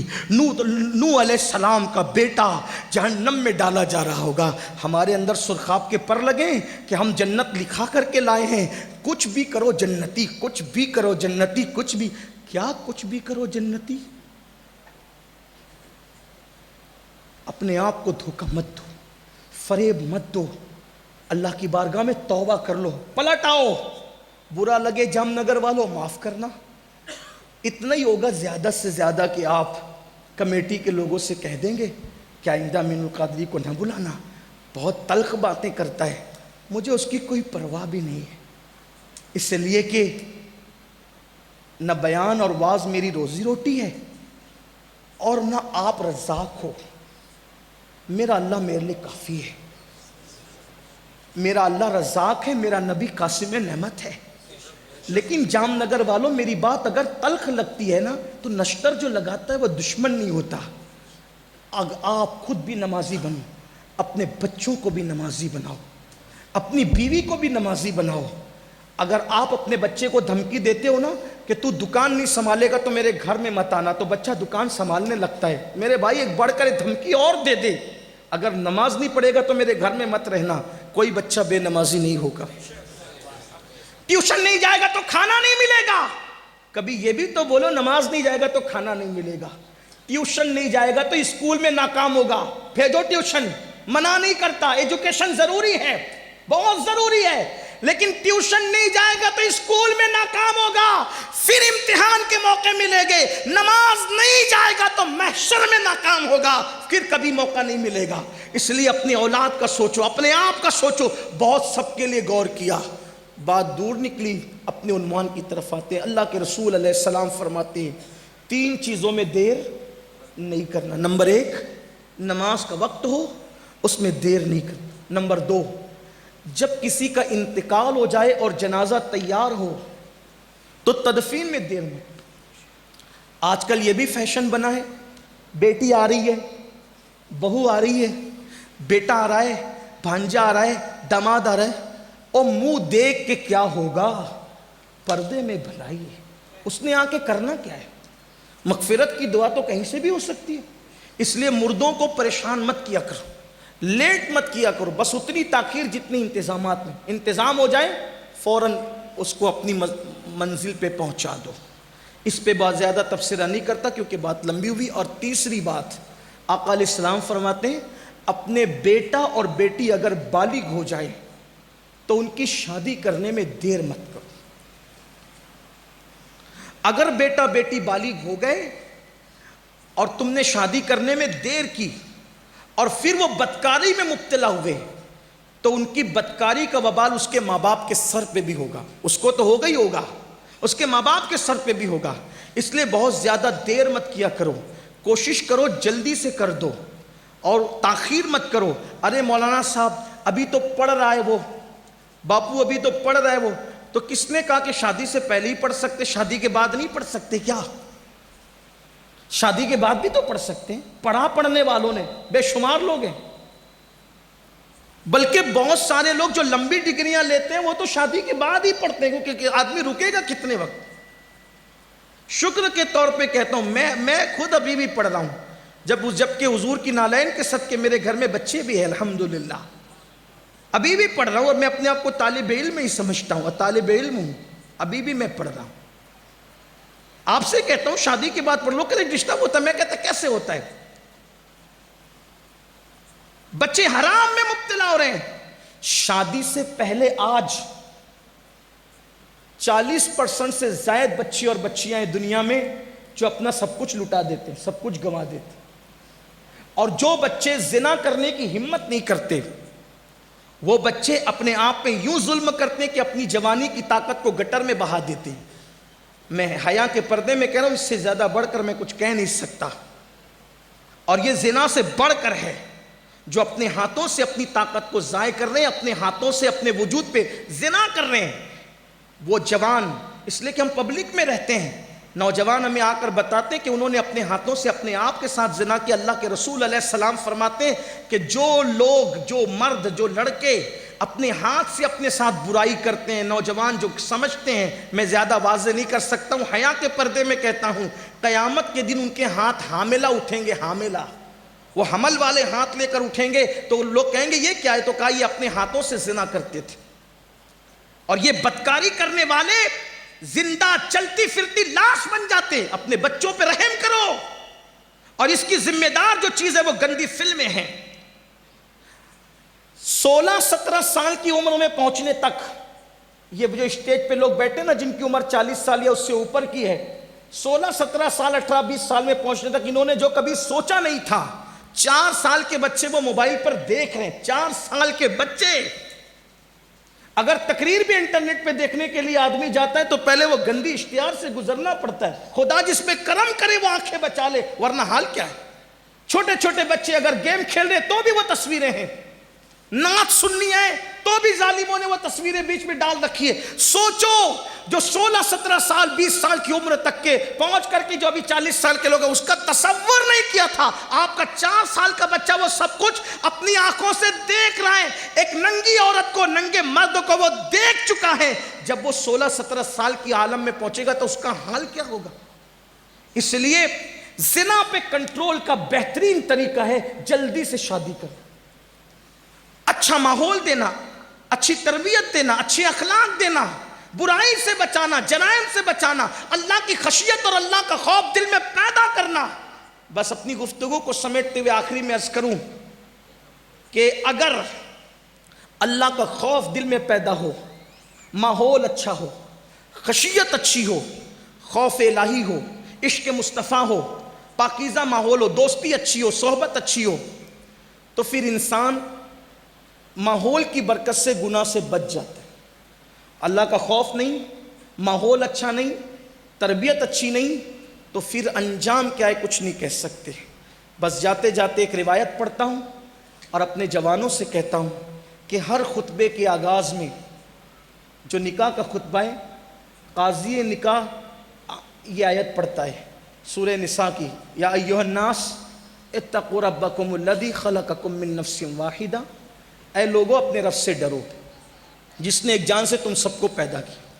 دوسری آیت بھی پڑھی جاتی ہے، اس میں بھی یہی ہے، یا ایھا الذین آمنوا اتقوا اللہ حق تقاتی، اے ایمان والو اللہ سے ایسے ڈرو جیسے ڈرنے کا حق ہے۔ تیسری آیت پڑھی جاتی ہے، اس میں بھی یہی عنوان ہے، یا ایھا الذین آمنوا اتقوا اللہ وقولوا قولا سدیدا، اے ایمان والو اللہ سے ڈرو۔ تینوں آیتوں میں پہلے اللہ سے ڈرنے کا ذکر ہے۔ اگر اللہ کا ڈر ہو، ڈر، خوف، آدمی ہر گناہ سے بچے گا، ہر گناہ سے۔ اور تنہائی اگر کوئی چیز آباد کرا سکتی ہے تو وہ اللہ کا خوف ہے، اللہ کی خشیت۔ آج ہمارے دلوں میں وہ اللہ کا خوف نہیں جو ایک سچے مومن کے دل میں ہونا چاہیے۔ اگر سی سی ٹی وی کیمرے لگے ہونا تو منہ کے گٹکا بھی ہم تھوکتے نہیں ہیں کہ سی سی ٹی وی کیمرہ لگا ہے نا۔ سی سی ٹی وی کیمرہ لگا تو ہم کھڑے ہو کے پانی بھی نہیں پیتے، لیکن اللہ دیکھ رہا ہے، سب کچھ کرتا ہے۔ سوچیں نا، وما قدر اللہ حق قدری، تم نے اپنے اللہ کی ایسی قدر نہیں کی جیسا قدر کرنے کا حق تھا۔ کب تک گناہ کرو گے؟ اللہ دیکھ رہا ہے اور بہت غیرت والا ہے اور اس کی پکڑ بڑی سخت ہے۔ ان بطش ربک لشدید، اس کی پکڑ بڑی سخت۔ جو نوجوان زنا کرتے ہیں انہیں پتہ ہونا چاہیے، حدیث پاک میں آتا ہے کہ جو زنا کرتا ہے اور پھر نہاتا ہے، غسل کرتا ہے، تو اس کے ہر غسل کے قطرے کے، ہر قطرے کے بدلے میں 1 سال کا گناہ اس کے نامہ اعمال میں لکھا جاتا ہے۔ تو جتنے قطرے ہوں گے اتنے سال کا گناہ اس کے نامہ اعمال میں لکھا جائے۔ اور جتنے قطرے گرتے ہیں زنا کے غسل کے بعد، اس سے شیاطین پیدا ہوتے ہیں، وہ سارے شیاطین قیامت تک پاپ کریں گے اور ان سب کے پاپ کا عذاب اس کے سر ڈالا جائے گا جس کے زنا کے غسل سے وہ شیاطین پیدا ہو۔ اور دوسری طرف حدیث پاک میں آتا ہے کہ جو نکاح کرتا ہے اور نکاح کرنے کے بعد جائز ملاقات بیوی سے کرتا ہے اور پھر غسل کرتا ہے تو ہر قطرے کے بدلے میں 1 سال کی عبادت کا ثواب لکھا جاتا ہے۔ اور جتنے قطرے ہوتے ہیں ان کی تعداد کے برابر فرشتے پیدا کیے جاتے ہیں، اور قیامت تک وہ جتنی عبادت کریں گے اس سب کا صلہ اس کو ملے گا جس کے غسل کی قطرے کی تعداد کے برابر وہ فرشتے پیدا ہوئے۔ بہت سستا سودا ہے، اس لیے نکاح کرو۔ اور نکاح کی ضرورت ہے، میں اپنے بڑوں سے معافی مانگتے ہوئے کہوں، نکاح کی اگر ضرورت ہے، گھٹ گھٹ کے نہیں رہنا گھر میں، اپنے ماں باپ کے کان میں کہہ دینا میری شادی کر دو، یہ کوئی بری بات نہیں۔ چھپ کے زنا کرنے سے اچھا ہے، چھپ کے زنا کرنے سے اچھا ہے کہ ماں باپ کے کان میں خود نہیں کہہ سکتے، بھابھیوں سے کہلوا دو، بھائیوں سے کہلوا دو، دوستوں سے کہلوا دو میری شادی کر دو، یہ کوئی گناہ نہیں۔ کچھ لوگ کہتے ہیں شرم آئے گی، اگر کوئی نوجوان کہتے میری شادی کر دو تو عورتیں باتیں کرتی اللہ اس کو کیا ہو گیا، یہ پاگل تو نہیں ہو گیا، یہ ہمارے خاندان کی روایت تھی، اتنا بدبخت نکلا، اتنا مجرم نکلا، اتنا گندا نکلا، کہہ رہا ہے میری شادی کر دو۔ میری بہن، زنا سے تو بہتر ہے نا وہ کہہ رہا ہے میری شادی کر دو۔ میں اپنے جوانوں کے ساتھ ہوں، میں تمہارے ساتھ، کہو اپنے ماں باپ سے، اور ماں باپ سے کہتا ہوں میرے بھائی اس سے پہلے کہ تیرے بچے تجھ سے کہے میری شادی کر دو، تجھے کر دینا چاہیے۔ ہاں، کچھ لوگ کہتے ہیں مولانا کھلائیں گے کیا؟ میں نے کہا اللہ رزاق ہے، جو مرغیوں کو بھوکا نہیں رکھتا وہ تیری بہو کو کب بھوکا رکھے گا؟ اور جس رسول نے فرمایا صلی اللہ علیہ وآلہ وسلم کہ نکاح کرو مالدار ہو جاؤ، میرا تجربہ ہے جس نے بھی نکاح کیا وہ مالدار ہوا، شرط یہ کہ گناہ چھوڑ دے نکاح کے بعد۔ ہاں، اور بیٹیوں سے بھی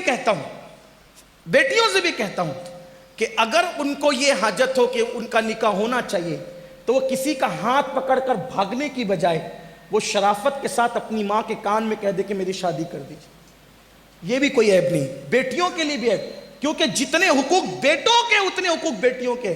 جام نگر والوں یہ نہیں کہنا میں بگاڑنے کے لیے، واللہ کسی کا ہاتھ پکڑ کر بھاگنے سے تو اچھا ہے نا کہ تیرے کان میں تیری بیٹی کہہ دے کہ میری شادی کر دو۔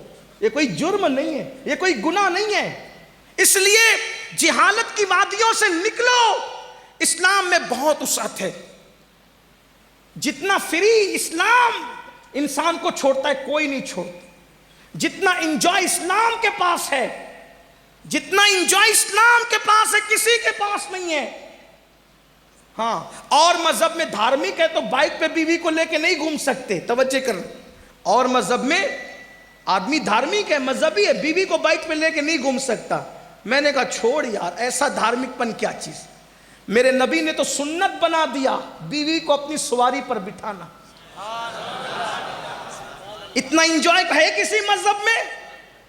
اوروں کے یہاں تو بیویاں ہی نہیں ہیں. اسی لیے سفید داڑھی ہونے کے بعد بھی زنا کے جرم میں لوگ جیل کی سزائیں کاٹتے ہیں.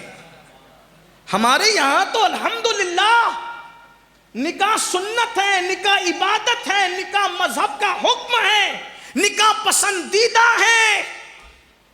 نکاح کرنے سے ارے یہ کیا ثواب کم ہے کہ جتنے غسل کے قطرے اتنے سال کی عبادت؟ ذرا کاؤنٹ تو کر لو، مجھے بتاؤ نا. ہے کسی مذہب میں کسی مذہب کو گالی نہیں دے رہا ہوں، لیکن اپنے مذہب کا حسن بیان کر رہا ہوں.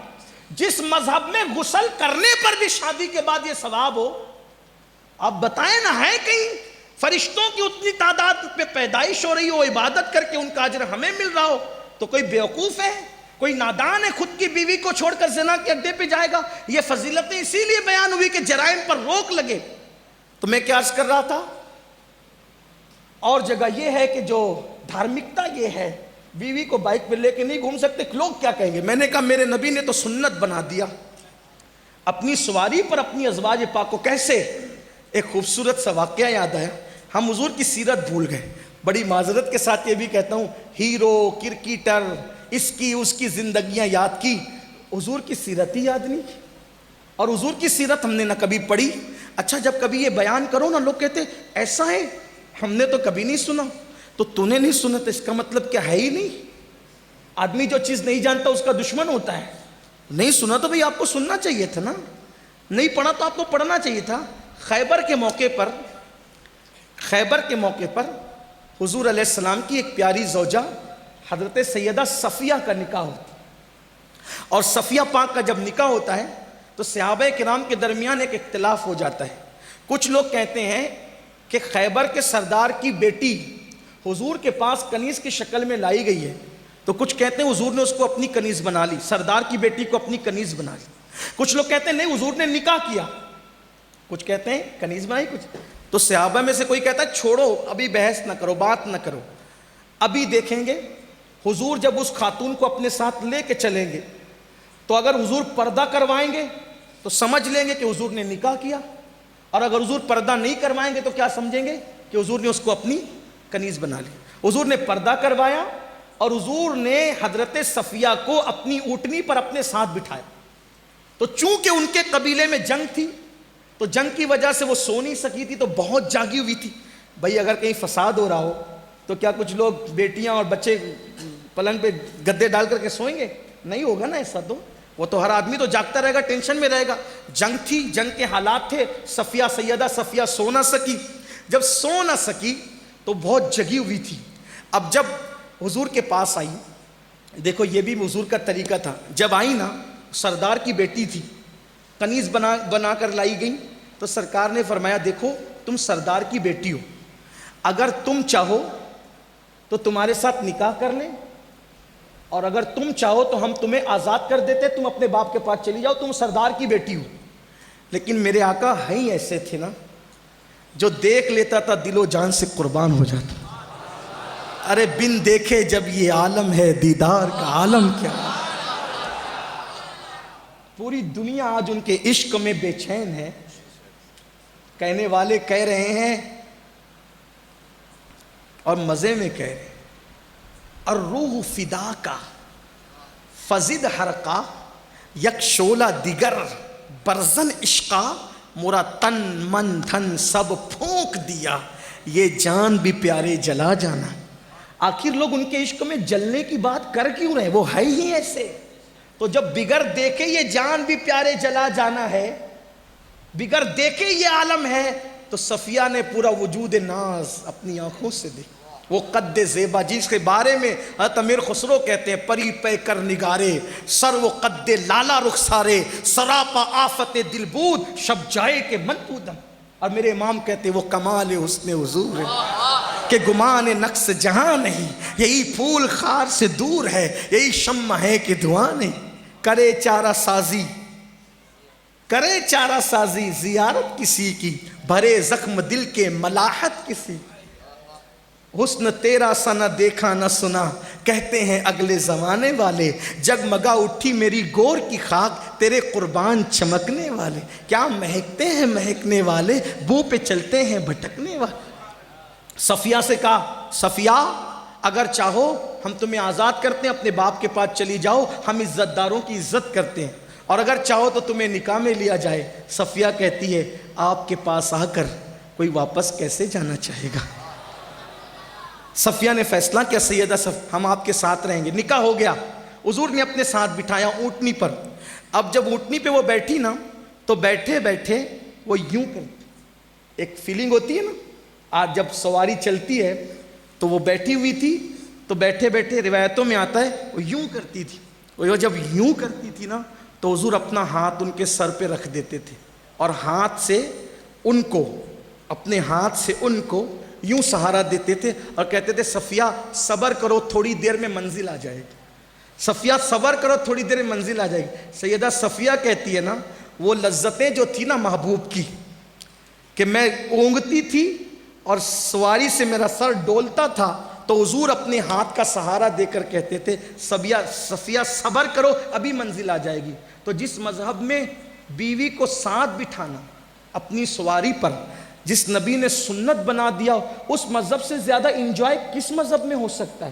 ہمارے یہاں دقیانوسیت نہیں ہے، ہمارے یہاں جو ہے وہ خیالات کی تنگی نہیں ہے، ہمارے یہاں اندھیرا نہیں ہے۔ اگر کوئی پردے کی پابندی کے ساتھ اپنی سواری پر اپنی بیوی کو لے کر کے بیٹھتا ہے تو ہم اس پر کوئی کرٹیسائز نہیں کرتے، ہمارے مذہب نے منع ہی نہیں کیا، بشرط یہ کہ جو حدود مقرر ہے وہ حدود رہنی چاہیے، حد سے مت بڑھو۔ ہاں اگر کوئی بے پردہ بٹھا کر کے بازاروں کی سیر کرا دے، زینت کرا دے، تب تو منع کیا جائے گا، پردے کی پابندی ہو، جو احکامات ہے اس کی پابندی ہو، اور اپنی سواری پہ بٹھائے۔ تو اس اعتبار سے تو حضور علیہ السلام نے بھی اپنی سواری پر بٹھایا ازواج پاک کو۔ تو میں یہ عرض کرنا چاہتا ہوں زنا کی طرف جانے کی بجائے حلال اسلام نے آلٹرنیٹ دیا ہے نا، اس کا استعمال کرو۔ تو جو آخری بات کہنے چلا تھا، بہت طویل بات ہوئی، عرض کر رہا تھا کہ اللہ کا خوف، اللہ کی خشیت، اپنی تنہائیوں کو اللہ کی خشیت اور خوف سے آباد کرو۔ جب کبھی دل چاہے کہ میں نے گناہ کرنا ہے، بس اتنا سوچو اللہ مجھے دیکھ رہا ہے، بس۔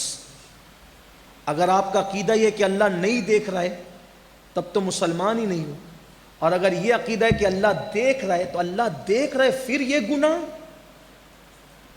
اللہ دیکھ رہا ہے، دیکھ رہا ہے اللہ، اور جو اس تصور کے ساتھ کہ اللہ دیکھ رہا ہے، اللہ دیکھ رہا ہے، اس تصور کے ساتھ کوئی ایک گناہ چھوڑ دیتا ہے، اللہ کا وعدہ ہے کہ اللہ اس کو جنت نعیم عطا کرے گا۔ اور اگر کوئی اس تصور کے ساتھ گناہ چھوڑ دینا، اس تصور کہ اللہ دیکھ رہا ہے، ایک گناہ چھوڑ دے اللہ دیکھ رہا ہے، اللہ اس کی ساری زندگی کے گناہوں کو معاف کر دیتا ہے۔ تو جنت نعیم چاہتے ہو، اللہ دیکھ رہا ہے، اس تصور سے گناہ چھوڑ دو۔ تو جو روایت پڑھنا چاہتا تھا، جو حدیث، اس کا مفہوم وہ یہ ہے۔ اس روایت کو بیان کرنے والے عبداللہ ابن عمر ہے رضی اللہ تعالیٰ عنہ۔ عبداللہ ابن عمر کہتے ہیں حضور کو یہ واقعہ اتنا پسند تھا کہ میں نے بچپنے کے باوجود حضور سے کم و بیش 4 یا 7 مرتبہ اس واقعے کو سنا۔ تو جب بچپنے میں انہوں نے اتنا سنا تو بڑوں نے کتنا سنا ہوگا۔ حضور کو یہ واقعہ بہت پسند۔ واقعہ یہ تھا، یہ ہے جس کو اپنے الفاظ کے جامع میں میں بیان کر رہا ہوں۔ اللہ دیکھ رہا ہے، اس تصور سے ایک گناہ چھوڑنا پوری زندگی کے گناہوں کا کفارہ بن جاتا ہے، مغفرت کا ذریعہ بن جاتا ہے۔ آقا فرماتے ہیں، حدیث پاک کا مفہوم ہے، بنی اسرائیل میں ایک جوان تھا، اس کا نام کفل تھا، اور کفل کو گناہ کی عادت تھی، اور گناہ وہی بدکاری۔ بار بار زنا نہیں کہتا، بچے بھی ایک خواتین بھی، اس کا بھی خیال رکھتا ہوں، تو بدکاری کہوں گا تو سمجھ جانا۔ اس کو بدکاری کی عادت تھی، اور بدکاری کا ایسا عادی تھا کفل کہ ہر رات اس کو اپنے بستر پہ کوئی نیا مہمان چاہیے تھا، اتنا عیاش، اتنا آوارہ۔ ایک دن وہ اپنے نئے شکار کے لیے نکلا، یعنی کہ کوئی لڑکی کو دیکھے تو اس کو پھسلاں کر کے گناہ پر بدی پہ آمادہ کرے۔ نکلا تو اس نے کیا دیکھا کہ ایک لڑکی ہے محلے کی بڑی خوبصورت، اور اس کو کچھ پیسوں کی ضرورت ہے. وہ لوگوں سے قرضہ مانگتی ہے، مجھے میری مدد کرو، قرضہ دو، لیکن کوئی اس کی مدد نہیں کرتا. کفل نے دل میں سوچا کوئی اس کی مدد نہیں کر رہا اور یہ لڑکی مجبور ہے، میں مدد کروں گا اور اس کا پورا پورا فائدہ اٹھاؤں گا. یہ بات بھی یاد رکھنا میرے بھائیوں، پھر کہتا ہوں کہ آج جو ٹی وی پہ بیٹھ کر جلسوں میں ہم کہتے ہیں نا لڑکیاں بھاگ رہی ہے، لڑکیاں بھاگ رہی، اس کے ساتھ بھاگ رہی، اس کے ساتھ بھاگ رہی، میں کہتا ہوں ذمہ دار صرف وہ لڑکیاں نہیں ہیں، اس کے ذمہ دار ہم لوگ ہیں، ہم. کیونکہ جب وہ مجبوری میں بستروں پہ تڑپتی ہے تو ہم کبھی ان کی خیریت پوچھنے نہیں جاتے، اور جب وہ کسی کا ہاتھ پکڑ کے بھاگ جاتی ہے تب ہمیں قوم کا درد چھوٹتا ہے کہ وہ بیٹی بھاگ گئی. اس کی کبھی بھوک دیکھنے گئے تھے؟ اگر وہ بھاگ رہی ہے میں اس کی تائید نہیں کر رہا ہوں، وہ غلط کر رہی ہے، اس کو صبر کرنا چاہیے، لیکن بڑی معذرت کے ساتھ عید کے موقع پر عید مبارک کے جتنے ہولڈنگز لگاتے ہیں نا، اگر اسی کا پیسہ بچا لیا جائے تو کئی غریبوں کی عید خوشیوں میں تبدیل ہو سکتی ہے. لیکن ہمیں تو فوٹو چاہیے، نام چاہیے. ہاں، ایک مالدار اپنی بیٹی کی شادی پہ 2 کروڑ خرچہ کرتا ہے، اس کو کوئی پوچھنے والا ہی نہیں ہے، اس کو ایسا لگتا ہے کہ کوئی پوچھنے والا ہی نہیں ہے. لیکن یاد رکھنا کوئی پوچھے نہ پوچھے، ایک دن اللہ کی عدالت ہے. جس قوم کی بیٹیاں غربت کی وجہ سے دوسروں کا ہاتھ پکڑ کے بھاگ رہی ہو، اور پھر قوم کا سیٹ اپنی بیٹی کی شادی پہ اگر 2 کروڑ خرچہ کر رہا ہے تو قیامت کے دن اللہ اس سے پوچھے گا. اس نے اتنا یاد رکھنا. اور ہم بھی مذہب کے نام پر جو فضول رسومات ہم نے ایجاد کر رکھی ہیں، بدعتیں، خرافات، اس پر ہم جو لٹاتے ہیں نا، اور بیٹیوں کی اور لوگوں کی ضرورت کا خیال نہیں کرتے، تو اللہ ہم سے بھی پوچھے. حق کہو، حق. جب تک حق نہیں کہو گے حق تک نہیں پہنچ سکتے. ہاں، بہت ضرورت ہے، بہت ضرورت. میں تو لوگوں سے کہتا ہوں جتنی دولت ہم رسومات کے نام پہ خرچ کرتے ہیں مسلمانوں کی، اگر وہ دولت صحیح سمت میں لگے یہ حادثات کبھی نہ ہو. تو بہرحال وہ بچی مجبور تھی، ایسی مجبوروں کے ساتھ حالات ہوتے ہیں. بچی مجبور تھی، کفل نے سوچا مجبور ہے، فائدہ اٹھاؤں گا. اس نے بلائی درا، لڑکی آئی، کیا بات ہے؟ اور مجھے کچھ قرض چاہیے، لیکن کوئی دیتا نہیں. اس جتنی ضرورت تھی اس سے زیادہ اس نے اس کی گود میں پیسے ڈال دیے. مولا کائنات فرماتے ہیں انسان احسان کا بندہ ہوتا ہے. جیسے اس کی جھولی میں پیسے پڑے نا، اس نے تشکر کی نظر سے کفل کو دیکھا. کفل نے کہا اے لڑکی، میں نے تجھے جو پیسے دیے نا، قرض نہیں دیا، یہ تیرے لیے ہدیہ ہے، تحفہ ہے، گفٹ ہے، لے جا اسے. لیکن میں اس سے کچھ مانگتا نہیں، اگر تو چاہے تو کچھ دیر تک، کچھ وقت تک میرے ساتھ میرے گھر میں چل کے کچھ باتیں کر سکتی ہے میرے ساتھ. اب اس کی جیب میں، اس کی جھولی میں اس کی ضرورت سے زیادہ پیسے گرے تھے. کفل نے کچھ نہیں مانگا، تھوڑا سا وقت مانگ لیا. لڑکی چلی گئی گھر میں، نہ نہیں کہہ سکتی تھی. جیسے ہی گئی اس نے کھڑکی دروازے سب بند کر دی. جب بند کیا اور لڑکی کی طرف کھسکنا شروع کیا تو لڑکی کانپنے لگی. کفل نے کہا اے لڑکی، میں نے دیکھا تو نے مانگا قرض، کسی نے تیری مدد نہیں کی، تو کس سے ڈر رہی ہے؟ تو کس سے ڈر رہی ہے؟ کوئی، اور اگر کوئی دیکھ رہا ہوتا تو ڈرتی. اور جس قوم نے تیری مدد نہیں کی تو اس سے کیوں ڈر رہی ہے جبکہ دروازے کھڑکیاں سب بند ہیں؟ حدیث پاک کو بطور مفہوم بیان کر رہا ہوں. لڑکی نے کہا کفل، میں جانتی ہوں تو جو گناہ آج میرے ساتھ کرنے جا رہا ہے بدکاری کا، تو آج سے پہلے کئی بار کر چکا. یہ گناہ تو روز کرتا ہے، تیرے لیے کوئی بات نہیں. لیکن کفل، میں غریب تو ہوں، لیکن آج سے پہلے میں نے یہ بدکاری کبھی نہیں کی. اور تو کہہ رہا ہے نا کھڑکی دروازے بند ہے، میں کس سے ڈر رہی ہوں؟ میں ان محلے کے لوگوں سے نہیں ڈر رہی ہوں. ساری کھڑکی دروازے تو نے بند کر دیے، کوئی نہیں دیکھ رہا ہے. لیکن ایک دروازہ ایسا ہے جو اللہ اور بندے کے درمیان کھلا ہوا ہے، اسے دنیا کی کوئی طاقت بند نہیں کر سکتی. کفل، اللہ تجھے بھی دیکھ رہا ہے اور مجھے بھی دیکھ رہا ہے. لذت کے لیے گناہ مت کر کفل، لذت چلی جائے گی. گناہ باقی رہ جائے گا. مجھے ڈر لگ رہا ہے کہ اگر قیامت میں اللہ مجھ سے پوچھے گا کہ میری بندی تو نے چند سکے لے کر کفل کے ساتھ زنا کیوں کیا تھا, تو میں اللہ کو جواب کیا دوں گی؟ میں اس کے جواب دینے کے تصور سے ڈر رہی ہوں. کہتے ہیں کہ دل سے بات نکلتی ہے اور دل میں اتر جاتی ہے. اس کے جملے نکلے اور کفل کے دل میں اتر گئے. کفل نے کہا, اے لڑکی, اگر تو غریب ہو کر اللہ سے اتنا ڈرتی ہے, مجھے مالدار ہو کر کتنا ڈرنا چاہیے اللہ سے. اللہ تجھے دیکھ رہا ہے تو مجھے بھی دیکھ رہا ہے. جا یہ پیسے لے جا, یہ تیرے لیے حلال ہے, نکل جا یہاں سے, چلی جا تو یہاں سے, اب میں تیرے ساتھ کچھ نہیں کروں گا. دروازہ کھلا, لڑکی گئی. لڑکی جیسے ہی گئی, موت کا فرشتہ اندر, موت کا فرشتہ, اور اس نے کفل کی روح نکالی. یعنی دیکھو, اگر کفل نے اس لڑکی کو نہ چھوڑا ہوتا تو کس حالت میں موت آتی, کس حالت میں موت آتی, اس کا انجام کیا ہوتا. اور اپنے جوانوں سے کہتا ہوں, کوئی بھی گناہ کرنے سے پہلے سوچ لینا, اگر اسی حالت میں موت آ گئی تو اللہ کو منہ کیا دکھاؤں. نرم گدوں پر لیٹ کر جو زنا کے مناظر دیکھتے ہو نا, ہاتھ میں موبائل ہوگا اور اسی وقت روح نکلی تو,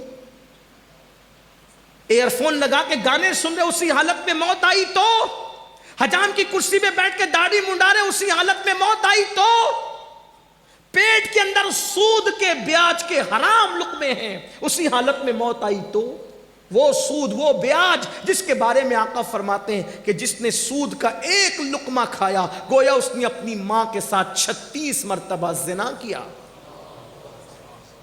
کسی کا مال ہڑپ کر کے جو کپڑے پہنے تھے, اگر اسی لباس میں موت آئی تو, یہ دنیا سرائے فانی ہے, اس دنیا سے جانا, ایک دنیا سے کوچ کرنا ہے.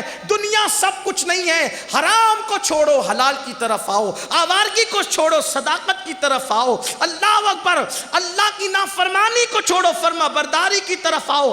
کفل نے لڑکی کو کہا جا, اور موت کا فرشتہ آ گیا. یعنی اگر وہ نہیں بھیجتا, گناہ پہ اڑا رہتا تو کس حالت میں موت آتی. بس یہی ہوا, لڑکی گئی, موت کا فرشتہ یا روح نکلی, پھیل گئی باتیں پورے محلے میں, کفل مر گیا مر گیا مر گیا. بہت سارے ایسے سو کارڈ نیک لوگ ہوتے ہیں نا, پرہیزگار متقی, وہ اپنے سوا کسی کو نیک سمجھتے بھی نہیں, وہ اپنے سوا کسی کو جنتی سمجھتے بھی نہیں, وہ اپنے سوا کسی کو ایمان والا سمجھتے بھی. کچھ ایسے لوگ ہوتے ہیں. تو ایسے ہی وہاں کے لوگ تھے. وہ لوگ جیسے ہی کفل کی موت کا خیال آیا کہ مر گیا, کفل مر گیا, تو وہ 100 کارڈ نیک متقی زاہدان خوش کو باتیں کرنے لگے کہ مر گیا, اتنا پاپی تھا, ایسا تھا ویسا تھا, ہم جنازے میں نہیں جائیں گے, جنازے کا بائیکاٹ کریں گے. یہ جو بھی انہوں نے کہا ہوگا. کسی اللہ والے نے کہا, اللہ کے بندو, کچھ بھی تھا مسلمان تو تھا نا, چلو نا اس کے جنازے میں شریک ہو جائیں. مسلمان تو تھا, اس کے کیسا بھی تھا, مسلمان تھا, چلو. لیکن جب اس کے جنازے میں گئے, اس کے گھر پر گئے میت میں, تو نور کے قلم سے اس کے دروازے پہ لکھا تھا, ان اللہ تعالی قد غفر للکفل. کفل نے اللہ کے خوف سے گناہ چھوڑ دیا تھا.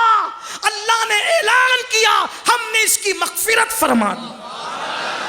ایک گناہ چھوڑا, ایک گناہ, ایک گناہ چھوڑا. زاہدان خوش کو دیکھتے رہ گئے. ایک گناہ چھوڑنے کی برکت سے اتنا بڑا مجرم جنت کی طرف چلا گیا. اس لیے جب کبھی یاد آئے نا میں نے گناہ کرنا, تو سوچنا اللہ دیکھ رہا ہے. 3 باتوں میں دیر مت کرنا. نماز کا وقت ہو جائے, نماز پڑھو. جنازہ تیار ہو, تاخیر مت کرو, تدفین کر دیا کرو. بیٹے اور بیٹیاں بالغ ہو جائیں, جلدی سے ان کے نکاح کر دیا کرو. نکاح کو عام کرو.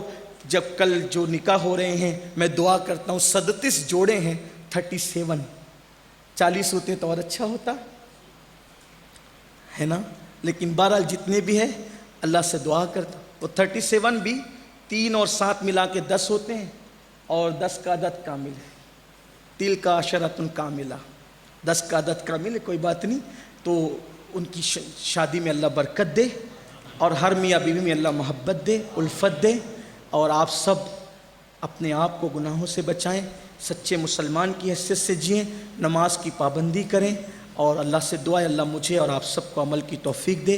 گفتگو کے درمیان کوئی غلطی ہو تو اللہ معاف کرے. استغفر اللہ ربی من کل ذنب واتوب الیہ. اور جن کی عشاء کی نماز باقی ہے, جو عشاء پڑھے بغیر آئے تھے, آج جا کر سب سے پہلا وہ کام یہ کریں گے کہ پہلے عشاء پڑھیں گے. کل سے نماز نہیں شروع کرنا، آج سے، اور آج سے وہ بھی ابھی سے. جن کی عشاء باقی ہے وہ عشاء پہلے پڑھیں گے، اور انشاءاللہ فجر میں بھی اٹھیں گے. اللہ ہم سب کے حال پہ رحم فرمائے، کرم فرمائے. اللہ تعالیٰ اس محفل کو قبول کرے. جس نے حصہ لیا اللہ ان سب کو بہتر جزا دے. السلام علیکم ورحمۃ اللہ وبرکاتہ.